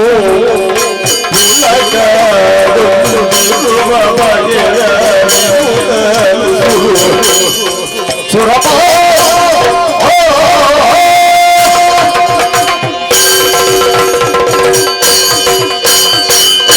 ಪರಮ ಸಂತೋಷವಾಯಿತು ದೇವರಾಜ. ನಂದನ ಮನದಲ್ಲಿ ಆನಂದದಿಂದಲೇ ಮೆರವಣಿಗೆಯಲ್ಲಿ ಸಾಗಿ ಬರುತ್ತಾ ಇರುವ ನಿನ್ನನ್ನು ಕಂಡೆ. ನನಗೂ ದೇವಭೂಮಿಯನ್ನು ನೋಡಬೇಕು ಎನ್ನುವ ವಾಂಛೆ ಇದ್ದದ್ದು ಸತ್ಯ. ಪ್ರತಿಯೊಬ್ಬರ ಬಾಯಿಯಲ್ಲಿಯೂ ಮಾತಾಡುವುದೇ ಕೇಳ್ತದೆ. ಏನು ಮಾತು ಅಂತ ಕೇಳಿದ್ರೆ ದೇವೇಂದ್ರನ ವೈಭವದ ಬಗ್ಗೆಯೇ ಮಾತಾಡುವುದು. ಇವತ್ತು ಇಷ್ಟು ಉಂಟು, ನಾಳೆ ಇಷ್ಟಾದರೂ ಇದ್ದಿತ್ತು ಅಂತ ಯೋಚಿಸುವುದಲ್ವಾ? ಹೌದು, ಎಲ್ಲಿ ತಡೆ ಬಂದ್ರೆ ಏನು ಮಾಡ್ಲಿಕ್ಕೆ ಆಗುತ್ತದೆ ಇಲ್ವಲ್ಲ? ಯಾಕೆ ಹೇಳಿದೆ ತಡೆ? ಯಾರ್ಯಾರಿಂದ ಅಲ್ಲ, ಕೆಲವು ಸಲ ಕೆಳಗಿನವರು ಮೇಲೆ ಬರ್ತಾರೆ. ಬರುವಾಗ ಹಾಗೆ ಆಗುತ್ತದೆ ಅಂತ ಹೇಳಲಿಕ್ಕೆ ಆಗುತ್ತದ? ಅಲ್ಲವಾ? ಆದರೆ ಇವತ್ತು ನೀನು ನಿರಾಳನಾಗಿ ನಿರ್ಭಯನಾಗಿ ಇಂದು ಬಹಳ ವೈಭವದಿಂದ ಮೆರವಣಿಗೆಯಲ್ಲಿ ಸಾಗುತ್ತಾ ಬರುವುದನ್ನು ಕಂಡೆ. ಸಾವಿರ ಸೊಂಡಿಲಿನಿಂದ ಒಪ್ಪುವಂತಹ ಆನೆ, ಮಾತ್ರವಲ್ಲ 4 ದಂತಿ ಇರುವುದರಿಂದ ಚೌದಂತಿ, ಚೌದಂತಿಯನ್ನು ಏರಿದ ವಜ್ರ ದಂತಿ. ಏನು ನಿಮ್ಮ ವೈಭವ, ಏನು ನಿಮ್ಮ ವೈಭವ! ರಂಭ ನೋಡಿ, ನೀವು ಬರುವಾಗ ವ್ಯವಸ್ಥೆ ನೋಡಿ. ಸರ್ಕದಲ್ಲಿ ಈಗಲೇ ಬಂತಲ್ಲ ಪಾನೀಯ ವ್ಯವಸ್ಥೆ. ಹೌದು ಅಲ್ವಾ? ಮತ್ತೆ ಕೊಡುವುದು ಯಾವಾಗಲೂ ಅದನ್ನೆಯ ನೀವು. ಇದು ಬೇರೆ ಕಾಣ್ತದಲ್ಲ, ಹೌದಲ್ಲ? ಇರ್ಲಿ, ಆದರೂ ನೆರೆದಿರುವಂತಹ ಸುರ ಪರಿವಾರಕ್ಕೆ ಬೇಕಾದ ವ್ಯವಸ್ಥೆ, ಮೆರವಣಿಗೆ ಅಂದ್ರೆ ಈಗಿರ್ಬೇಕಯ್ಯ. ನಮ್ಮ ಭೂಲೋಕದಲ್ಲಿ ಕೆಲವು ಸಲ ಮೆರವಣಿಗೆಯಲ್ಲಿ ಹೋಗುವಾಗ ಮನೆಯಲ್ಲೇ ತಕ್ಕೊಂಡು ಹೋಗುವುದು, ಬರುವಾಗ ಮತ್ತೆ ಮನೆಯಲ್ಲೇ ತಿನ್ನುವುದು. ದಾರಿಯಲ್ಲಿ ವ್ಯವಸ್ಥೆಯೇ ಇರುವುದಿಲ್ಲ. ನೋಡುವ, ಇನ್ನು ಭೂಲೋಕದಲ್ಲಿ ಮೆರವಣಿಗೆ ಹೋಗುವಾಗ ಅಲ್ಲಲ್ಲಿ ವ್ಯವಸ್ಥೆ ಮಾಡುವ ಹಾಗೆ ಒಂದು ಪ್ರಸ್ತಾವನೆ ಮಾಡುವ.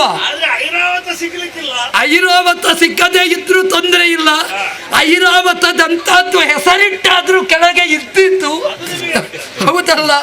ಮತ್ತೆ ರಾಜಹಂಸ ದೇವಲೋಕದ್ದು, ನಮ್ಮಲ್ಲಿಯೂ ರಾಜಹಂಸ ಇದ್ದಿತ್ತು ಅಲ್ವಾ? ಅಂತದ್ದೇ ಅಂತ ಹೇಳಿದ್ದು. ನಮಗೆ ಮೇಲಿನದ್ದೇ ಬೇಕು. ಅಯ್ಯೋ ದೇವೇಂದ್ರ, ಈಗ ಎಲ್ಲಿವರೆಗೆ ಪರಿಸ್ಥಿತಿ ಮುಟ್ಟಿದೆ ಅಂತ ಹೇಳಿದ್ರೆ ಮೇಲಿನವರ ಹೆಸರು, ದೇವಲೋಕದ ಹೆಸರು, ದೇವರ ಹೆಸರು ಬೇಕು ಅಂತ ಯೋಚಿಸಿದ್ರೆ ಕೆಲವು ಕಡೆ ಹುಡುಕಿದ್ರೂ ಸಿಗುವುದಿಲ್ಲ. ಯಾಕೆ? 2 ಅಕ್ಷರದಲ್ಲಿಗೆ ಮುಟ್ಟಿದೆ ಮಕ್ಕಳ ಹೆಸರು, ಮುಂದೆ 1 ಅಕ್ಷರಕ್ಕೆ ನಿಂತರೂ ನಿಂತೀತು. ಆದ್ದರಿಂದ ಈ ವೇಳೆಯಲ್ಲಿ ಯಾಕಿದನ್ನು ಆಡಿದೆ ಬಲ್ಲೆಯ? ಈ ವೈಭವ ದೇವೇಂದ್ರ, ನಿನ್ನ ಆನೆಗೆ ಆಯಾಸ ಆಗುದಿಲ್ಲ. ಅಲ್ಲ, ಅದು ಆನೆ ಅಂತಲ್ಲ, ನಮ್ಮ ಸ್ವರ್ಗಲೋಕದಲ್ಲಿ ಆಯಾಸದ ಪ್ರಶ್ನೆ ಇದೆ. ಸ್ವರ್ಗದಲ್ಲಿ ಯಾರಿಗೂ ಆಯಾಸ ಆಗುತ್ತೆ ಇಲ್ಲಲ್ಲ? ಆದ್ದರಿಂದ ಯಾಕೆ ಆಡಿದೆ ಬಲ್ಲಯ್ಯ? ಆಡಿಯು ಬಾ ಬಾ ಬಾ ಅಂತ ಕರೆಯುತ್ತದೆ. ವ್ಯವಸ್ಥೆಯ ಹಾಗೆ ಸರ್ಕದ ಒಂದು ಪ್ರಾಣಿಗಾದರೂ ಬರಬೇಕು ಎನ್ನುವ ಇಚ್ಛೆ ಉಂಟು. ಹಾಗೆ ಒಳ್ಳೆಯದು ಆಗಲಿ. ಆದರೆ ಈ ವೇಳೆಯಲ್ಲಿ ನಿನ್ನನ್ನು ಕಂಡು ನಾನು ಬಂದಿದ್ದೇನೆ. ನಿನ್ನಿಂದ ಮಾನಿತನಾಗಬೇಕು, ನಿನ್ನನ್ನು ಮಾನಿಸಬೇಕು ಎನ್ನುವ ವಾಂಛೆ ಉಂಟು. ಅವಕಾಶ ಉಂಟೇನಯ್ಯ?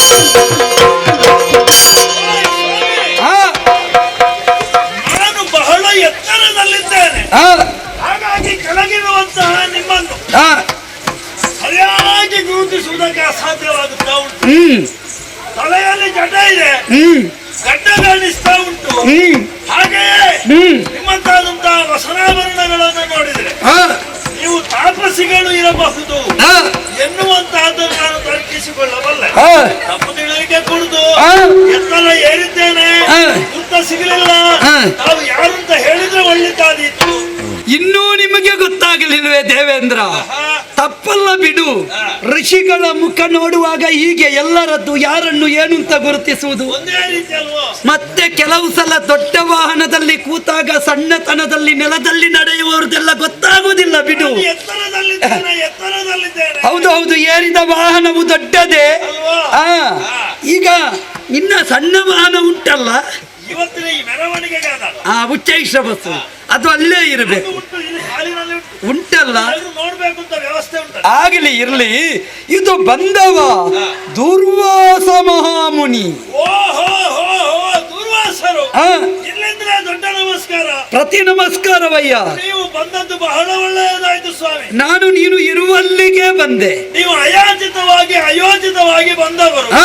ಯಾವಾಗಲೂ ಕರೆಯದೆ ಬಂದವರು ನಿಜವಾದ ಅತಿಥಿಗಳಂತೆ. ಆ. ಸ್ವಾಮಿ, ಆ. ಒಳ್ಳೆಯದಾಯ್ತು ಬಂದದ್ದು. ಆ. ನೋಡಿದ್ರ ನಮ್ಮ ಮೆರವಣಿಗೆಯನ್ನು ಆ. 33 ಕೋಟಿ ದೇವತೆಗಳೆಲ್ಲರೂ ಕೂಡ ಇಲ್ಲಿ ಸಮಾಹಿತರಾಗಿದ್ದಾರೆ. ನಾನು ಇಷ್ಟು ಇರ್ಲಿಕ್ಕಿಲ್ಲ ಅಂತ ಭಾವಿಸಿದ್ದು, ಇವತ್ತು ಗೊತ್ತಾಯ್ತಲ್ಲ ಇಷ್ಟು ಉಂಟು ಅಂತ. ಆದ್ರೆ ಇಷ್ಟು ಬಂದಿದೆಯಲ್ಲ ಅದೊಂದು ಪುಣ್ಯವೇ. ಸ್ವಾಮಿ, ಆ, ಓ ಸ್ವಾಮಿ, ಆ. ನಮ್ಮ ಉದ್ದೇಶವೇ ಅದು. ಆ. ನಮ್ಮಲ್ಲಿ ಎಷ್ಟು ಉಂಟು ಅಂತ ತೋರಿಸ್ಲಿಕ್ಕೆ ಈ ವ್ಯವಸ್ಥೆ ಇವತ್ತು. ಹೌದೇ? ಹೌದಪ್ಪ. ಇದು ಕೊನೆವರೆಗೂ ಇದ್ದಿತ್ತಲ್ಲ ಇಷ್ಟು. ಅದು ಕೊನೆವರೆಗೆ ಇರ್ತದೆ. ಆಹಾ. ನೀವು ಯೋಚನೆ ಮಾಡಬೇಡಿ. ಆಗಲಿ. ಕೇವಲ ದೇವತೆಗಳು ಮಾತ್ರ ಅಲ್ಲ, ಕೆಲವು ಸಲ ಮೆರವಣಿಗೆಯಲ್ಲಿ ಮಾತ್ರ ಇರುವುದು, ಮತ್ತೆ ಕಾರ್ಯಕ್ರಮದಲ್ಲಿ ಇರುವುದಿಲ್ಲ. ಇಲ್ಲ ಇಲ್ಲ, ಆ. ಇವರಿಗೆ ಮೊದಲೇ ಸೂಚನೆ ಗೊತ್ತಾಗಿದೆ, ಇವರೆಲ್ಲರೂ ಮೆರವಣಿಗೆ ಮುಗಿದ ಮೇಲೆ ಇರಬೇಕು ಅಂತ. ಸರಿ ಸರಿ, ಹೌದೌದು, ವ್ಯವಸ್ಥೆ ಆಗಿದೆ. ಆ. ಯಾಕೆ ಆ. ಆವಾಗ ಬೇರೆ ಬೇರೆ ವ್ಯವಸ್ಥೆಗಳು ಬರ್ತದೆ. ಹಾಗೆ ಹಾಗೆ. ಆ, ಕೇವಲ ಮುಕ್ಕೋಟಿ ದೇವತೆಗಳು ಮಾತ್ರ ಅಲ್ಲ, ಆ, ಅವರಿಗೆ ಸಂಬಂಧಪಟ್ಟಂತಹ ಐಶ್ವರ್ಯಗಳು, ಆ. ವಾಹನಗಳು, ಆ. ಆಯುಧಗಳು ಆ. ನೋಡಿದ್ರೆ ಒಮ್ಮೆ ಕಣ್ಣು ತುಂಬಿಸಿಕೊಳ್ಳಿ. ಆ, ನೋಡಿದೆ. ಅಷ್ಟು ಮಾತ್ರ ಅಲ್ಲ, ಆ. ನನಗೆ ಸಂತೋಷ ಆಗುವುದು ಯಾವುದು ಅಂತ ಕೇಳಿದ್ರೆ, ಆ.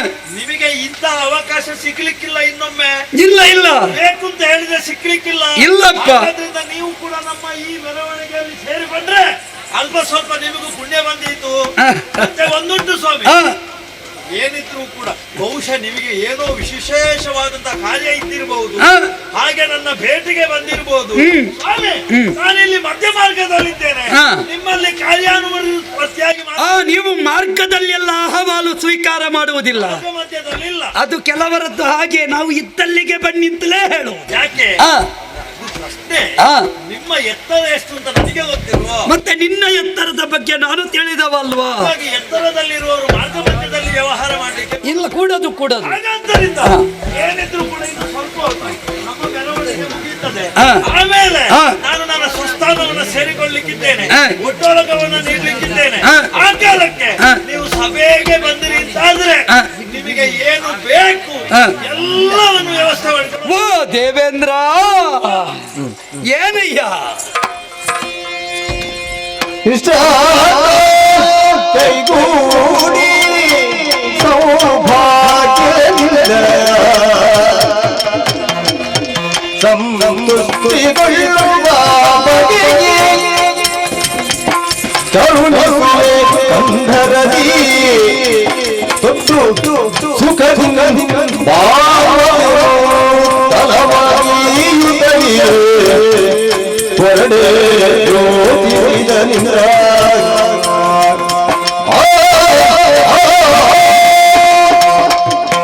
ಅನಿಮಿಷೋಧಿಪ ದುರ್ವಾಸನೆ. ತಿತ್ತೀಸ ಕೋಟಿ ಗೀರ್ವಾಣ ತತಿಯ ಜೊತೆಯಲ್ಲಿ ನಲನಲಿಸುವಂತಹ ನಂದನ ಮನದಲ್ಲಿ ಮೆರವಣಿಗೆಗೆ ಹೊರಟವ ನೀನು.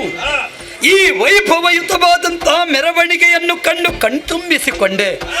ಏನಿದ್ದರೂ ಈ ವೈಭವದ ಜೊತೆಯಲ್ಲಿ ಲೋಕವೇ ವೈಭವಯುತವಾಗಿ ಧರ್ಮಯುಕ್ತವಾಗಿ ಸಾಗಬೇಕು ಅಂತ ಅಪೇಕ್ಷೆ ಪಡುವವ ನೀನು. ಮಾನಿಸಿದ್ರೆ ನಿನ್ನನ್ನು ಇಲ್ಲಿ ಮಾನಿಸಬೇಕು.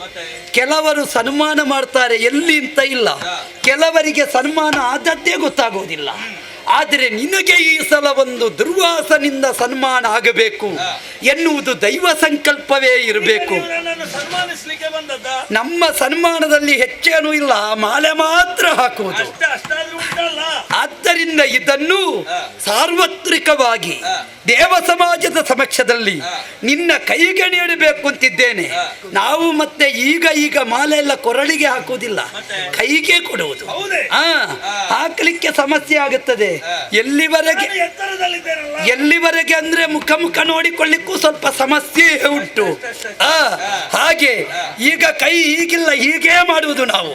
ಹಾಗಾಗಿ ಈ ಸಂದರ್ಭದಲ್ಲಿ ಈ ಮಂದಾರ ಮಾಲಿಕೆ ಇದನ್ನು ನಿನಗೆ ಕೊಡಬೇಕು ಅಂತಲೇ ಬಂದವ ನಾನು. ಇದನ್ನು ಧರಿಸಿ ನಿನ್ನ ಮೆರವಣಿಗೆ ಮುಗಿಸಿ ಮತ್ತೆ ನೀನು ಲೋಕಹಿತದ ಚಿಂತನೆ ಮಾಡಬಹುದು. ನಾನು ತೆರಳುವುದಕ್ಕೆ ಬದ್ಧ. ಹಿಡಿದುಕೋ. ನೀವೀಗ ಬೇರೆ ಏನು ಕೊಡುವುದಿಲ್ಲ, ಕೈ ಮುಗುದೇ ಎಲ್ಲ ಸುಧಾರಣೆ ಮಾಡುವುದಲ್ಲ. ನಮ್ಮದ್ದು ಈ ಸಲ ಹಾಗೆ ನಿಜವಾದ ಸನಾತನ ಸಂಸ್ಕೃತಿ ಸಂಸ್ಕಾರವೇ ಕೈ ಮುಗಿಯುವುದು, ಕೈಯಲ್ಲಿ ಹೀಗೆ ಮಾಡುವುದಲ್ಲ ದೇವೇಂದ್ರ. ಯಾಕೆ?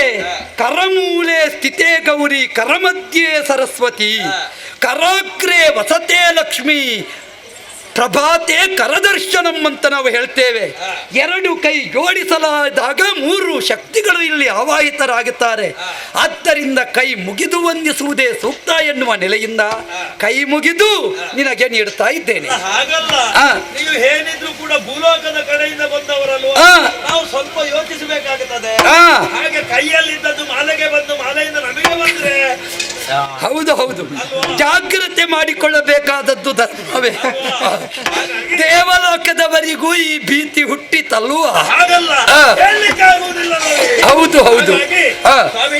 ಈಗ ನಾನು ಹಣೆಯಿಂದ ಹಿಡಿಯುವುದಕ್ಕಾಗುವುದಿಲ್ಲ. ಆಗಲಿ, ಒಂದು ಕೊಂಡುಬಿಡಿ. ಸರಿ. ಸೃಷ್ಟಿ ಮೂರ್ತಿಗಳು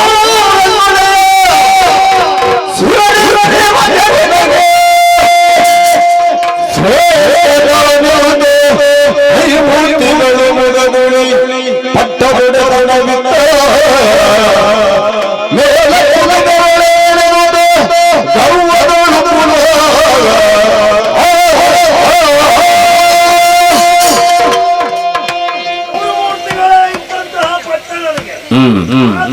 ಈ ಮಾಲೆ ಎಂತದ್ದು ಸುಮ್ಮನೆ ಕೆಲಸ ಇಲ್ಲ ಬೇರೆ. ಈ ಮಾಲೆಯನ್ನು ಐರಾವತಕ್ಕೆ ಹಾಕಿದ್ದೇನೆ.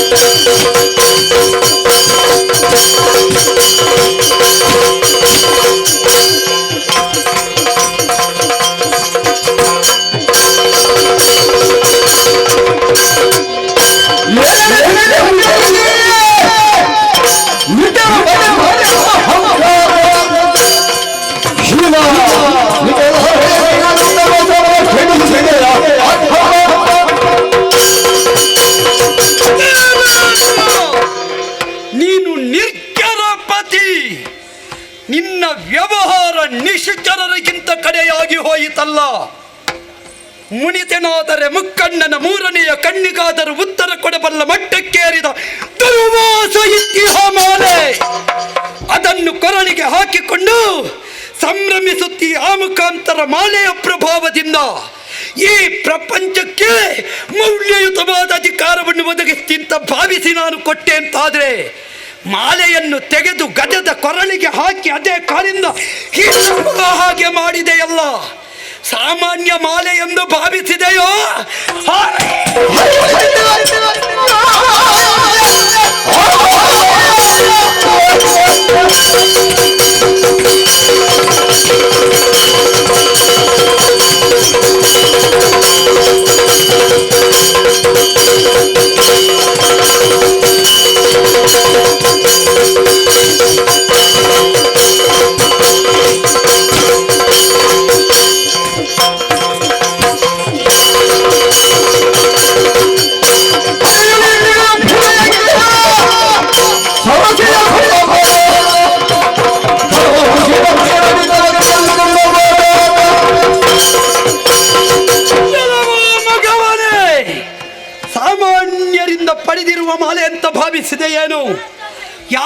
ಯಾವಾತನು ಲೋಕದ ರಕ್ಷಣಾಕರ್ತನು, ಯಾವಾತನು ಜಗದ ಸಮಸ್ತರ ಕಲ್ಯಾಣಕ್ಕೆ ಕಾರಣನು, ಯಾವಾತನು ಸ್ಥಿತಿಪತಿ ಎನ್ನಿಸಿಕೊಂಡನು, ಯಾವಾತನು ಕರ್ತಾರನಾಗಿ ಕರ್ತೃತ್ವವನ್ನು ಕರ್ತವ್ಯದಲ್ಲಿ ಲೀನಗೊಳಿಸಿ ತಾನೇ ಸ್ವಯಂ ಕರ್ತು ಅಂತ ಕರೆಸಿಕೊಂಡನು.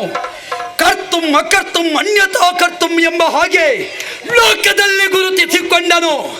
ಅಂತಹ ಜಗದ ಕರ್ತಾರನಾದ ಮಹಾವಿಷ್ಣು ಕೊಟ್ಟ ಮಹಿಮೆ ಉಳ್ಳಂತಹ ಮಂದಾರ ಮಾಲೆ ಇದು. ಇದನ್ನು ಯೋಗ್ಯತಾ ಸಂಪನ್ನನಾದ ನಿನ್ನ ಕೊರಳಿಗೆ ಹಾಕುವ, ಹೇಗಿದ್ದರೂ ಮೇಲೆ ಇದ್ದ ನೀನು ಲೋಕದ ಹಿತಕ್ಕಾಗಿ ಅಪೇಕ್ಷೆ ಪಡುವವ, ಒಳ್ಳೆಯವ ಅಂತ ಭಾವಿಸಿ ಸುರೇಂದ್ರ ನಿನ್ನ ಕೊರಳಿಗೆ ಹಾಕಿದೆ. ನಿನ್ನ ಕೊರಳಿಗೆ ಹಾಕುವುದರ ಬದಲಾಗಿ ಧರೆಯಲ್ಲಿದ್ದ ಒಬ್ಬ ನರೇಂದ್ರನ ಕೊರಳಿಗೆ ಹಾಕುತ್ತಾ ಇದ್ರು. ಇದರ ಮೌಲ್ಯ ಏನು ಅಂತ ಅವರಿಗೆ ಗೊತ್ತಾಗುತ್ತಾ ಇತ್ತು. ಮೇಲೆ ಕೂತ್ರೆ ಸಾಲದು, ಮೇಲೆ ಕೂತ ಮೇಲೆ ನಾವು ಏನು ಮಾಡುತ್ತಿದ್ದೇವೆ, ಏನು ಲೋಕಕ್ಕೆ ಹಿತಕಾರಕವಾದದ್ದನ್ನು ಕೊಟ್ಟಿದ್ದೇವೆ, ಏನು ಲೋಕಧರ್ಮಕ್ಕೆ ಬೇಕಾದನ್ನು ಪಾಲಿಸಿದ್ದೇವೆ ಎನ್ನುವ ಪರಿಕಲ್ಪನೆ ಬೇಕಾಗುತ್ತದೆ. ಅಧಿಕಾರ ಉಂಟು ಎನ್ನುವ ಮತ್ತತೆಯೇನೋ ಏನು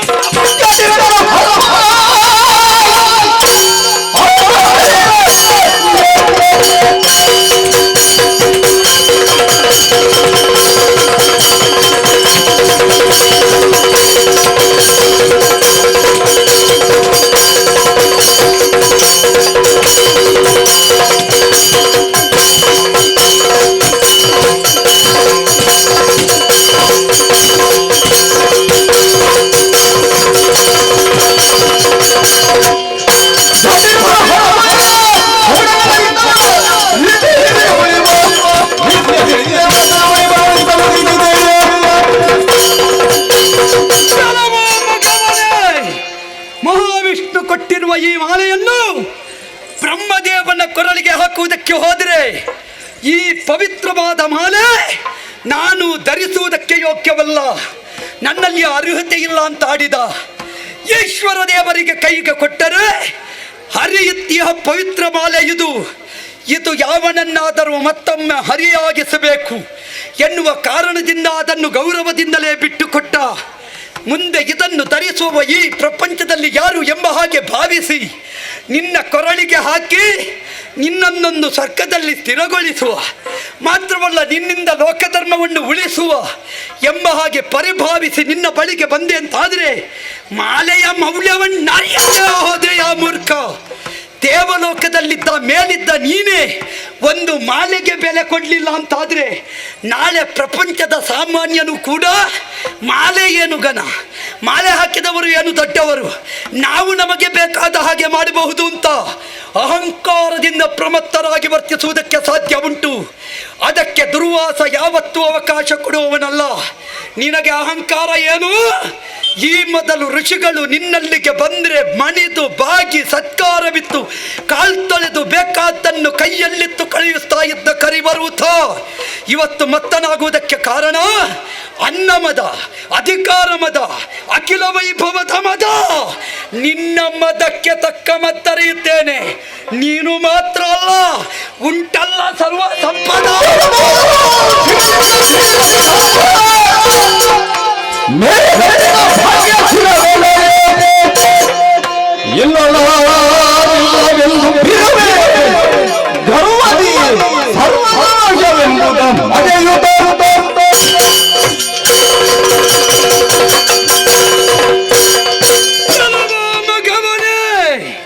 ಸ್ವರ್ಗಲೋಕದ ಸಂಪದ ಎನ್ನುವುದು ಪರಮ ಪವಿತ್ರವಾದದ್ದು. ಪರಿಪೂರ್ಣ ಕಳೆ ತುಂಬಿದ ದೇವಸ್ಥಾನದ ಅರ್ಚಕನೊಬ್ಬ ಅಹಂಕಾರ ತೋರಿಸಿದ ಅಂತಾದ್ರೆ ಅಲ್ಲಿ ಅಪವಾದ ಬರುವುದು ದೇವರಿಗೆ ಪ್ರಭಾವ ಇಲ್ಲ ಅಂತ. ಆದ್ದರಿಂದ ಅಚ್ಯುತನ ಆರಾಧಕನಾದ ನಿನ್ನ ತಲೆಗಡರಿದ ಅಹಂಕಾರಕ್ಕೆ ತಕ್ಕ ಮತ್ತರೆದೆ ಅರಿಯುತ್ತೇನೆ. ನಿನ್ನನ್ನು ಈ ಅಹಂಕಾರ ಪ್ರವೃತ್ತಿಯಲ್ಲಿ ತುಂಬಿ ಮೆರೆಯುವುದಕ್ಕೆ ಕಾರಣವಾದದ್ದು ಈ ಸ್ವರ್ಗದ ಸಂಪತ್ತು. ನಿಮಗೆಲ್ಲ ಸರಿಯಾದಷ್ಟು ಶಾಸ್ತಿ ಆಗಲೇಬೇಕು. ಯಾವಾಗ ಅಧಿಕಾರದಲ್ಲಿ ಪ್ರಮತ್ತರಾಗಿ ಯಾರಾದರೂ ವರ್ತಿಸ್ತಾರೆ ಅಂತಾದರೆ ಮೊದಲು ಅಧಿಕಾರದಲ್ಲಿದ್ದವರಿಗೆ ಬ್ರಹ್ಮ ಕಳಶ ಆಗಬೇಕು, ಮತ್ತೆ ದೇವಸ್ಥಾನಕ್ಕಾಗಬೇಕು. ಈ ಸಲ ನಿನಗೆ ಒಂದು ಬ್ರಹ್ಮ ಕಳಶ ಮಾಡಲಿಲ್ಲ, ನಾನು ಬ್ರಹ್ಮ ಋಷಿ ದುರ್ವಾಸನಲ್ಲ, ನೆನಪಿಟ್ಟುಕೋ. ಈ ವೇಳೆಯಲ್ಲಿ ನಿನಗೆ ತಕ್ಕ ಮದ್ದರಿಯುತ್ತೇನೆ. ತುಂಬಿ ತುಳುಕುತ್ತಿರುವ ಸ್ವರ್ಗದ ಸಂಪತ್ತು ಉಂಟು ಎನ್ನುವ ಮದವೇ ಕೇವಲವು ಸಕಲ ಸಮಾಧಾನವಿಲ್ಲ. ವಾಯುವಿಯ ಫಲವಾಗಿ ಭಗವಂತನ ಮುಕ್ತಿ.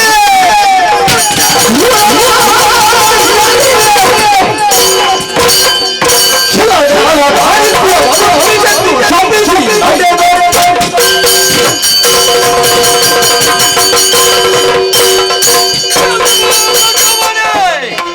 ಮತಮತ್ತತೆಯಿಂದ ತುಂಬಿರುವ ಸ್ವರ್ಗದ ಸಂಪತ್ತು, ಇದರಿಂದಲೇ ವೈಭವವನ್ನು ಕಂಡೆ.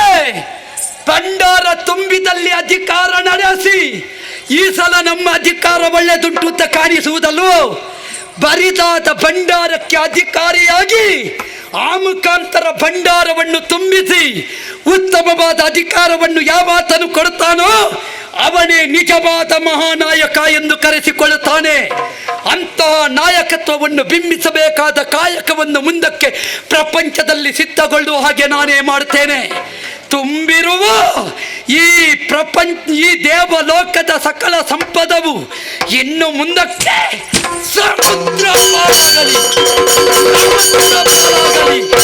ಸಮುದ್ರ ಪಾಲಾಗಲಿ. ಆದರೆ ಇಷ್ಟಕ್ಕೆ ನಿಂತಿತು ಅಂತ ಭಾವಿಸಿದೆಯಾ? ಕೆಲವು ಸಲ ಹಾಗೆ ಏನೂ ಇಲ್ಲದವ ಅಧಿಕಾರಕ್ಕೆ ಬಂದ್ರೆ ಸಾಕು, ಮತ್ತೆ ನೋಡಬೇಕು ಅವನಿಗೆ ಬರುವುದು ಹೊಸ ಹೊಸ ವಾಹನ, ಹೊಸ ಹೊಸ ಮನೆ, ಸಿಕ್ಕಲ್ಲಿ ಜಾಗ. ಅಧಿಕಾರ ಒಂದು ಇದ್ರೆ ಎಲ್ಲ ಬರ್ತದೆ. ಈ ಸಲ ಎಲ್ಲಿಂದ ಬರ್ತದೆ ಅಂತ ನಾನು ನೋಡ್ತೇನೆ. ನಿನಗೆ ಪೀಠ ಇದ್ರಲ್ವೋ ನೀನು ಅಧಿಕಾರ ನಡೆಸುವುದು. ಇನ್ನು ಮುಂದಕ್ಕೆ ನಿನ್ನ ಆಕೆ ಬಾಳತನದಲ್ಲಿ ಸ್ವರ್ಗದ ಅಧಿಕಾರ ಅನ್ಯರ ವಶವಾಗಲಿ, ಕೈವಶವಾಗಲಿ. ಅಧಿಕಾರ ಜೋರಾಗು. ನಿನ್ನ ಮೆರವಣಿಗೆಗೆ ಬೆಂಕಿ ಬಿತ್ತು. ಮೆರವಣಿಗೆ ಇದ್ದದ್ದು ಮೆರವಣಿಗೆಯಲ್ಲೇ ಜಾರಿ ಹೋಗುವಾಗ ಅನುಭವಕ್ಕೆ ಬಂದಿತ್ತು. ಇನ್ನು ಬರುವುದಿದ್ರೆ ದುರ್ವಾಸ. ನಿನ್ನ ಬದುಕಿನ ಮಥನ ಪ್ರಸಂಗ ಕಳೆದ ನಂತರ ಮುಗಿದಿತ್ತು ಅಂತ ಭಾವಿಸಿದೆಯಾ? ನನ್ನದ್ದು ಮುಗಿದ್ರು ನಿನ್ನದ್ದು ಮುಗಿಲಿಕ್ಕಿಲ್ಲ. ನೀನು ಕೊನೆವರೆಗೆ ಕೊನೆಯಬೇಕು. ನಿನ್ನ ಜೊತೆಯಲ್ಲಿ ಸುರಣ ತಲಾಲಿ ಸಯ್ಯಂತ ಪದ ಹೇಳುವ ಇವರು ಕೊಳೆಯುವುದನ್ನು ನೋಡ್ತೇನೆ. ನೀನು ಏನು ಅಧಿಕಾರ ಬೇಕು ಅಂತ ಬಾಯಿ ಬಿಡುವ ಚಟವುಳ್ಳವರಿದ್ದಾರೆ, ಅವರನ್ನು ಈ ಪ್ರಸಂಗದಲ್ಲಿ ಕೊಳೆಯಿಸಲಿಲ್ಲ. ದುರ್ವಾಸನ ಶಾಪ ಅಲ್ಲ.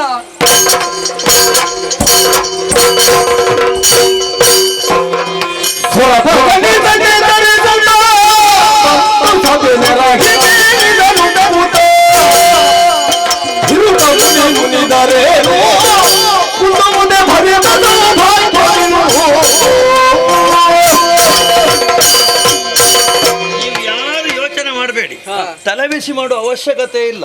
ಕೆಲವರಿಗೆ ಮಾತಾಡುವ ಚಟ ಉಂಟು, ಹಾಗಾಗಿ ಇಂಥ ವೈಭವ ನೋಡಿದ್ರೆ ಹೊಟ್ಟೆ ಕಿಚ್ಚಾಗುತ್ತದೆ. ಹಾಗಾದ್ರಿಂದ ದೇವತೆಗಳೇ, ನಮ್ಮದಾದಂತಹ ಈ ಮೆರವಣಿಗೆ ವೈಭವ ಅರ್ಧದಲ್ಲಿ ನಿಲ್ಲಿಕ್ಕಿಲ್ಲ. ಈತನನ್ನು ಮರ್ತು ಬಿಡಿ, ನಮ್ಮ ಮೆರವಣಿಗೆ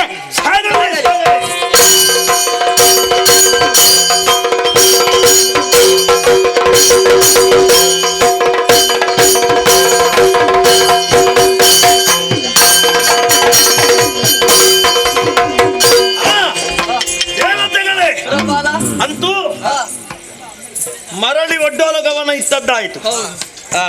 ಈಗ ಮಾತಾಡುವ.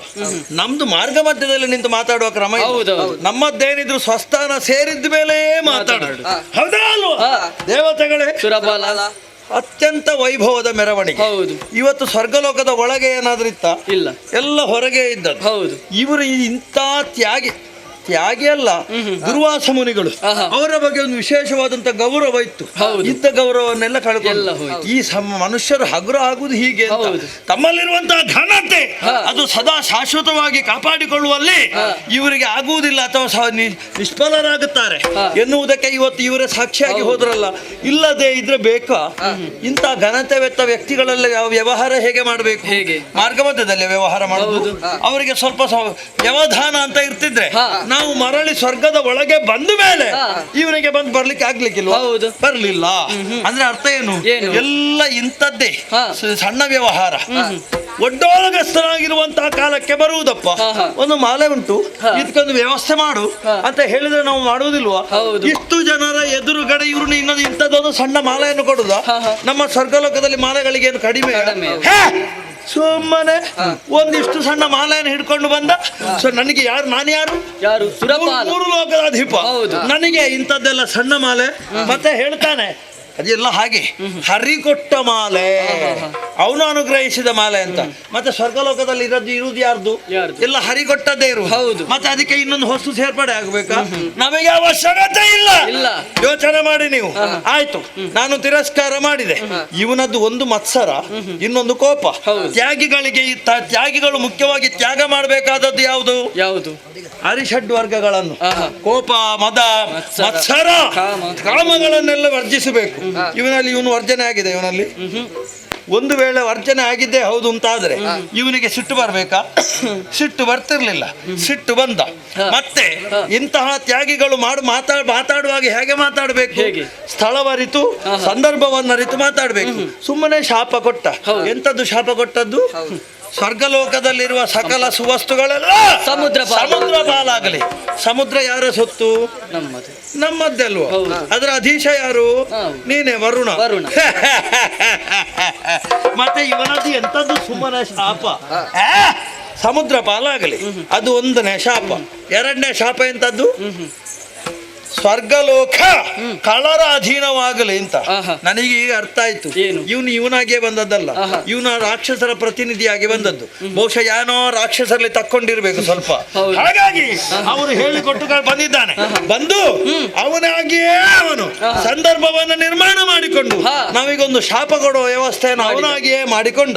ಆಮೇಲೆ ಸ್ವರ್ಗ ಅವನು ತಕ್ಕೊಂಡಿದ್ದಾನಲ್ಲ, ಅದಕ್ಕೆ ಉಪಕೃತನಾಗಿ ಅವರಿಗೆ ಸ್ವರ್ಗವನ್ನು ಮಾಡಿಸಿಕೊಡ್ಬೇಕೆನ್ನುವಂತ ಉದ್ದೇಶ ಕಳರ ಪಾಲಾಗಲಿ ಅಂತ ಹೇಳಿದ್ದಾನೆ. ಏನು ಕಳರೆಲ್ಲ ಇವನು ಹೇಳಿಕೊಂಡ ಹಾಗೆ ಬಿದ್ದುಕೊಂಡಿರುವವರ? ನಾವೇನು ಇವನು ಹೇಳಿದ ಸುಮ್ಮನೆ ಈ ಗಡ್ಡ ಬಿಟ್ಟ ಗೊಡ್ಡು ಜೋಗಿಗಳಿಗೆ ಬೇರೆ ಕೆಲಸ ಇಲ್ಲ. ಸುಮ್ಮನೆ ಅಲ್ಲಿ ಕುಳಿತುಕೊಂಡು ತಪಸ್ಸು ಮಾಡುವುದಪ್ಪ. ಇಲ್ಲಿ ಸ್ವರ್ಗಲೋಕಕ್ಕೆ ಯಾಕೆ ಬರುವುದೇ ಹೌದು ಅಂತ ಇದ್ರೆ ಘನತೆಯುತ ವ್ಯಕ್ತಿಗಳು ಬರುವಾಗ ಹೇಗೆ ಬರಬೇಕು? ಸಮಯಾವಕಾಶವನ್ನು ಕೇಳಿ ಬರಬೇಕು.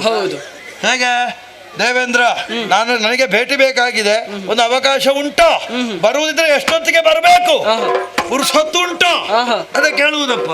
ನಾವು ಈ ರೀತಿಯಾಗಿ ಒಂದು ವ್ಯವಸ್ಥೆಯಲ್ಲಿ ಅಥವಾ ಒಂದು ಕೆಲಸದಲ್ಲಿ ತಲ್ಲೀನರಾಗಿರುವಾಗ ಬಂದು ಸುಮ್ಮನೆ ಉಪದ್ರ ಕೊಡುವ ಜಾತಿಗಳು ಇವುಗಳೆಲ್ಲ. ಹಾಗಾದ್ರಿಂದ ನೀವು ನಿಮ್ಮ ಮುಖ ನೋಡುವಾಗ ಏನು ಹೇಳಬೇಕು ಅಂತ ಅನ್ನಿಸ್ತದೆ. ಎಂತದ್ದು? ದೇವೇಂದ್ರ,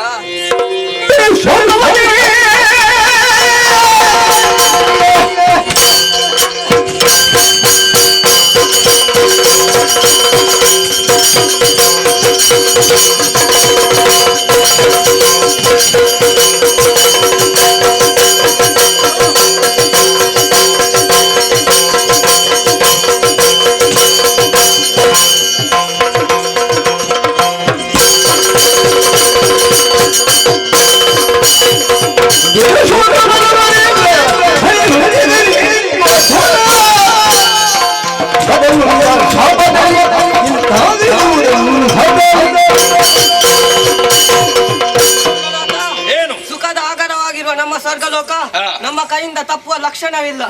ಯಾಕೆ ಬಲ್ಲೆಯ? ಮೂರು ಮೂರ್ತಿಗಳ ಅನುಗ್ರಹ ಇರುವಾಗ ಕಷ್ಟ ಎಂದಿಗೂ ನಮ್ಮ ಪಾಲಿಗೆ ಬರುವುದಿಲ್ಲ. ಬಿಡು ಚಿಂತೆ.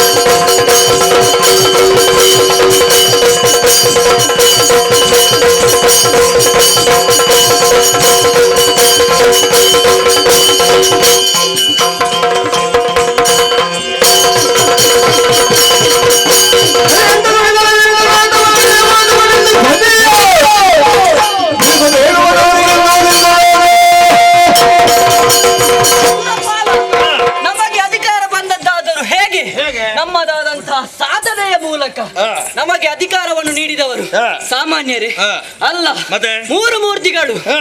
ಈ ಮೂರು ಮೂರ್ತಿಗಳ ಆಶೀರ್ವಾದ ಇರುವ ತನಕ ನಮ್ಮದಾದಂತ ಸಂಪತ್ತು ಎಲ್ಲಿಯೂ ಹೋಗುವುದಿಲ್ಲ. ಹೋಗ್ಲಿಕ್ಕೆ ಹೌದು. ಅವಕಾಶಗಳೇ ಇಲ್ಲ. ಹೋಗಿ ಹೋಗಿ ಹಾ. ಆ ಗಡ್ಡ ಬಿಟ್ಟ ಗೊಡ್ಡು ಸನ್ಯಾಸಿಯ ಮಾತು ನಮಗೆ ಲಕ್ಷ್ಯವೇ ಅಲ್ಲ. ಅದನ್ನು ನಾವು ಗಂಭೀರವಾಗಿ ಪರಿಗಣಿಸುವ ಅವಶ್ಯಕತೆ ಇಲ್ಲ. ನಮ್ಮದಾದಂತಹ ಯೋಗ್ಯತೆ ಏನು, ಅವನದಾದಂತಹ ಹಣೆ ಬರವೇ ಮತ್ತೆಂತದ್ದು? ಹೌದು. ಒಂದು ವೇಳೆ ಹೋಯ್ತು ಎಂದು ಚಿಂತಿಸುವ ಅವಶ್ಯಕತೆ ಇಲ್ಲ. ಒಂದು ಸಂಪತ್ತು ಹೋಯ್ತಾ 10 ಸಂಪಾದಿಸುವ ಯೋಗ್ಯತೆ ನಮ್ಮಲ್ಲಿ ಇದು ಮಾತು. 10 ಹೋಯ್ತಾ 100 ಸಂಪತ್ತನ್ನು ಸಂಪಾದಿಸುವ ಯೋಗ್ಯತೆ ಈಗ 10 ನಮ್ಮಲ್ಲಿ ನೀರು ಸಂಪಾದನೆ ಮಾಡಿದ್ರೆ 10 ಹೋಗಬಾರ್ದು. ಇಲ್ಲ, 100 ಹೋದ್ರೆ 1000 ಸಂಪಾದಿಸುವ ಅವಶ್ಯಕತೆ ನಾವು ನಮ್ಮಲ್ಲಿ ಉಂಟು.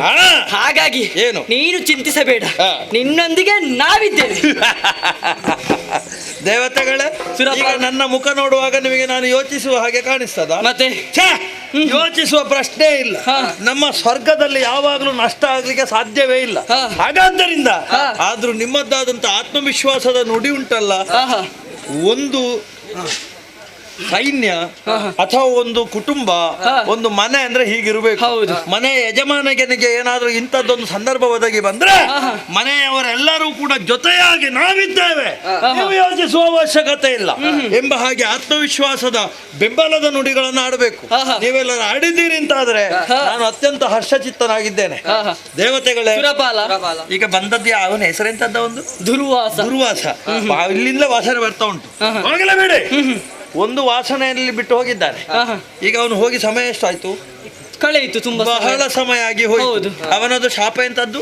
ನಮ್ಮದಾದಂತ ಸಂಪತ್ತು ಸಮುದ್ರ ಬಾಲಾಗಲಿ, ಸ್ವರ್ಗದ ಸಕಲ ಸುವಸ್ತುಗಳು ಸಮುದ್ರ ಬಾಲಾಗಲಿ ಅಂತ. ಯಾವ್ದಾದ್ರು ಒಂದು ನಷ್ಟ ಆಗಿದೆ? ಇಲ್ಲ. ಎಂತಾದ್ರೂ ಆಗಿದೆ? ಇಲ್ಲ. ಸುಮ್ಮನೆ ಇವರೆಲ್ಲ ಮಾತಾಡಿಯೇ ಹಾಳಾಗುವುದು. ಮಾತಾಡದೆ ಸುಮ್ಮನೆ ಕುತ್ಕೊಳ್ಳಿಕ್ಕೆ ಆಗುದಿಲ್ಲ ಇವರಿಗೆ. ಹಾಗಾದ್ರಿಂದ ನೀವು ಯೋಚನೆ ಮಾಡಬೇಡಿ. ನಿಮ್ಮದಾದಂತಹ ಕಾರ್ಯದಲ್ಲಿ ನೀವೆಲ್ಲರೂ ತತ್ಪರರಾಗಿ.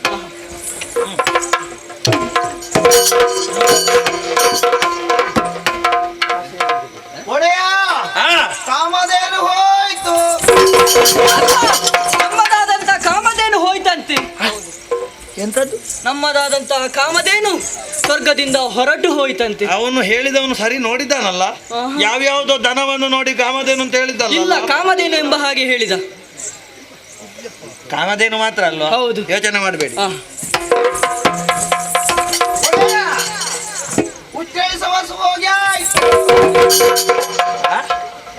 ಎಂತದ್ದು? ಉಚ್ಚೈಶ್ರವಸ್ಸು. ನನ್ನ ವಾಹನ ಉಚ್ಚೈಶ್ರವಸ್ಸು, ಕುದುರೆ. ಅಯ್ಯಯ್ಯೋ, ನನ್ನ ವಾಹನ ಹೋಯ್ತಲ್ಲ. ಈಗ ಇನ್ನು ಯಾವುದ್ರಲ್ಲಿ ನಾನು ಓಡಾಟ ಮಾಡೋದು? ಹೌದು. ಯೋಚಿಸುವ ಅವಶ್ಯಕತೆ ಇಲ್ಲ. ಏನು ನನ್ನಲ್ಲಿ ಒಂದೊಂದೇ ವಾಹನ ಇರುವುದು. ನಮ್ಮಂತ ದೊಡ್ಡವರಲ್ಲಿ ಉಂಟು ಎಷ್ಟು ವಾಹನ? ಹೋದ್ರೆ ಹೋದದ್ದು ಸಣ್ಣ ವಾಹನ ಅಲ್ವಾ? ದೊಡ್ಡ ವಾಹನ ಐರಾವತ ಇಲ್ವಾ? ಇನ್ನು ಅದರಲ್ಲಿ ಓಡಾಟ ಮಾಡಿದ್ರೆ ಆಯ್ತು. ಯೋಚಿಸುವುದು ಎಂತದಕ್ಕೆ? ಐರಾವತ ಹೋಗ್ತಾ ಉಂಟು. ನಿನ್ನ ದೊಡ್ಡ ವಾಹನ ಹೋಯ್ತಂತೆ. ನಿನ್ನ ದೊಡ್ಡ ವಾಹನ ಐರಾವತ ಕೂಡ ಹೋಯ್ತಂತೆ. ಐರಾವತವು ಹೋಯ್ತಾ? ಹೌದು. ಅಯ್ಯಯ್ಯೋ, ಬಿಡಿ, ಯೋಚಿಸಬೇಡಿ. ಮತ್ತೆ ನಾವು ಓಡಾಟ ಮಾಡದೇ ಇದ್ರೆ ಆಯ್ತು, ಅಷ್ಟೇ ಅಲ್ವಾ? ಏನು ವಾಹನ ಇದ್ರೆ ಮಾತ್ರ ಓಡಾಟ ಮಾಡಬೇಕು ಅಂತ ಉಂಟಾ? ನಮಗೆ ಓಡಾಟಕ್ಕೆ ಎಷ್ಟು ಮಾರ್ಗಗಳುಂಟು ಅಲ್ವಾ? ಹಾಗಾದ್ರಿಂದ ವಾಹನ ಬಿಟ್ಟು ಹಾಗೆ ಹೋದ್ರೆ ಆಯ್ತು. ಸರಿ, ಯೋಚಿಸಬೇಡ. ಇವನಿಗೆ ಕಲ್ಪವೃಕ್ಷ ಕೂಡ ಹೋಗಿ ಆಯ್ತು. ಒಡೆಯ, ಕಲ್ಪವೃಕ್ಷವೂ ಹೋಯ್ತಂತೆ. ಕಲ್ಪವೃಕ್ಷ ಹೋಯ್ತಾ? ಒಂದು ತೆಂಗಿನಕಾಯಿ ಮರ ಅಲ್ವಾ? ತೊಂದರೆ ಇಲ್ಲ, ಹೋಗಲಿ ಬಿಡಿ.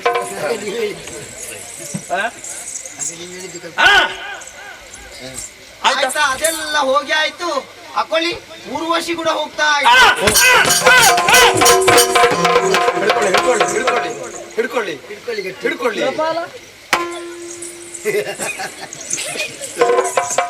ಈಗ ಊರ್ವಶಿ ಹೋದದ್ದೆಯ?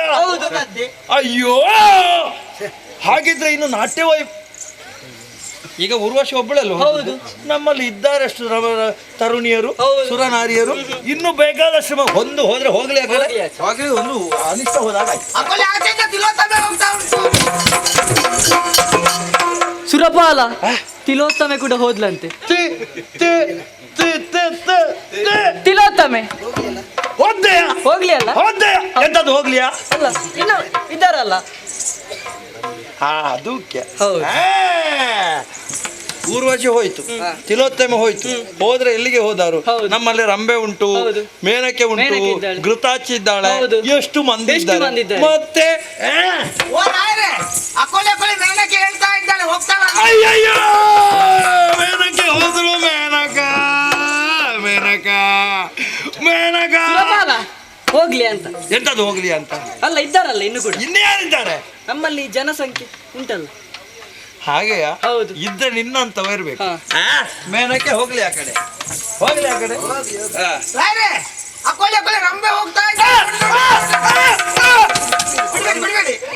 ಅಯ್ಯೋ, ಇದ್ದದ್ದು ಒಂದು ರಂಬೆ, ಆ ರಂಬೆಯೂ ಹೋಯ್ತಲ್ಲ.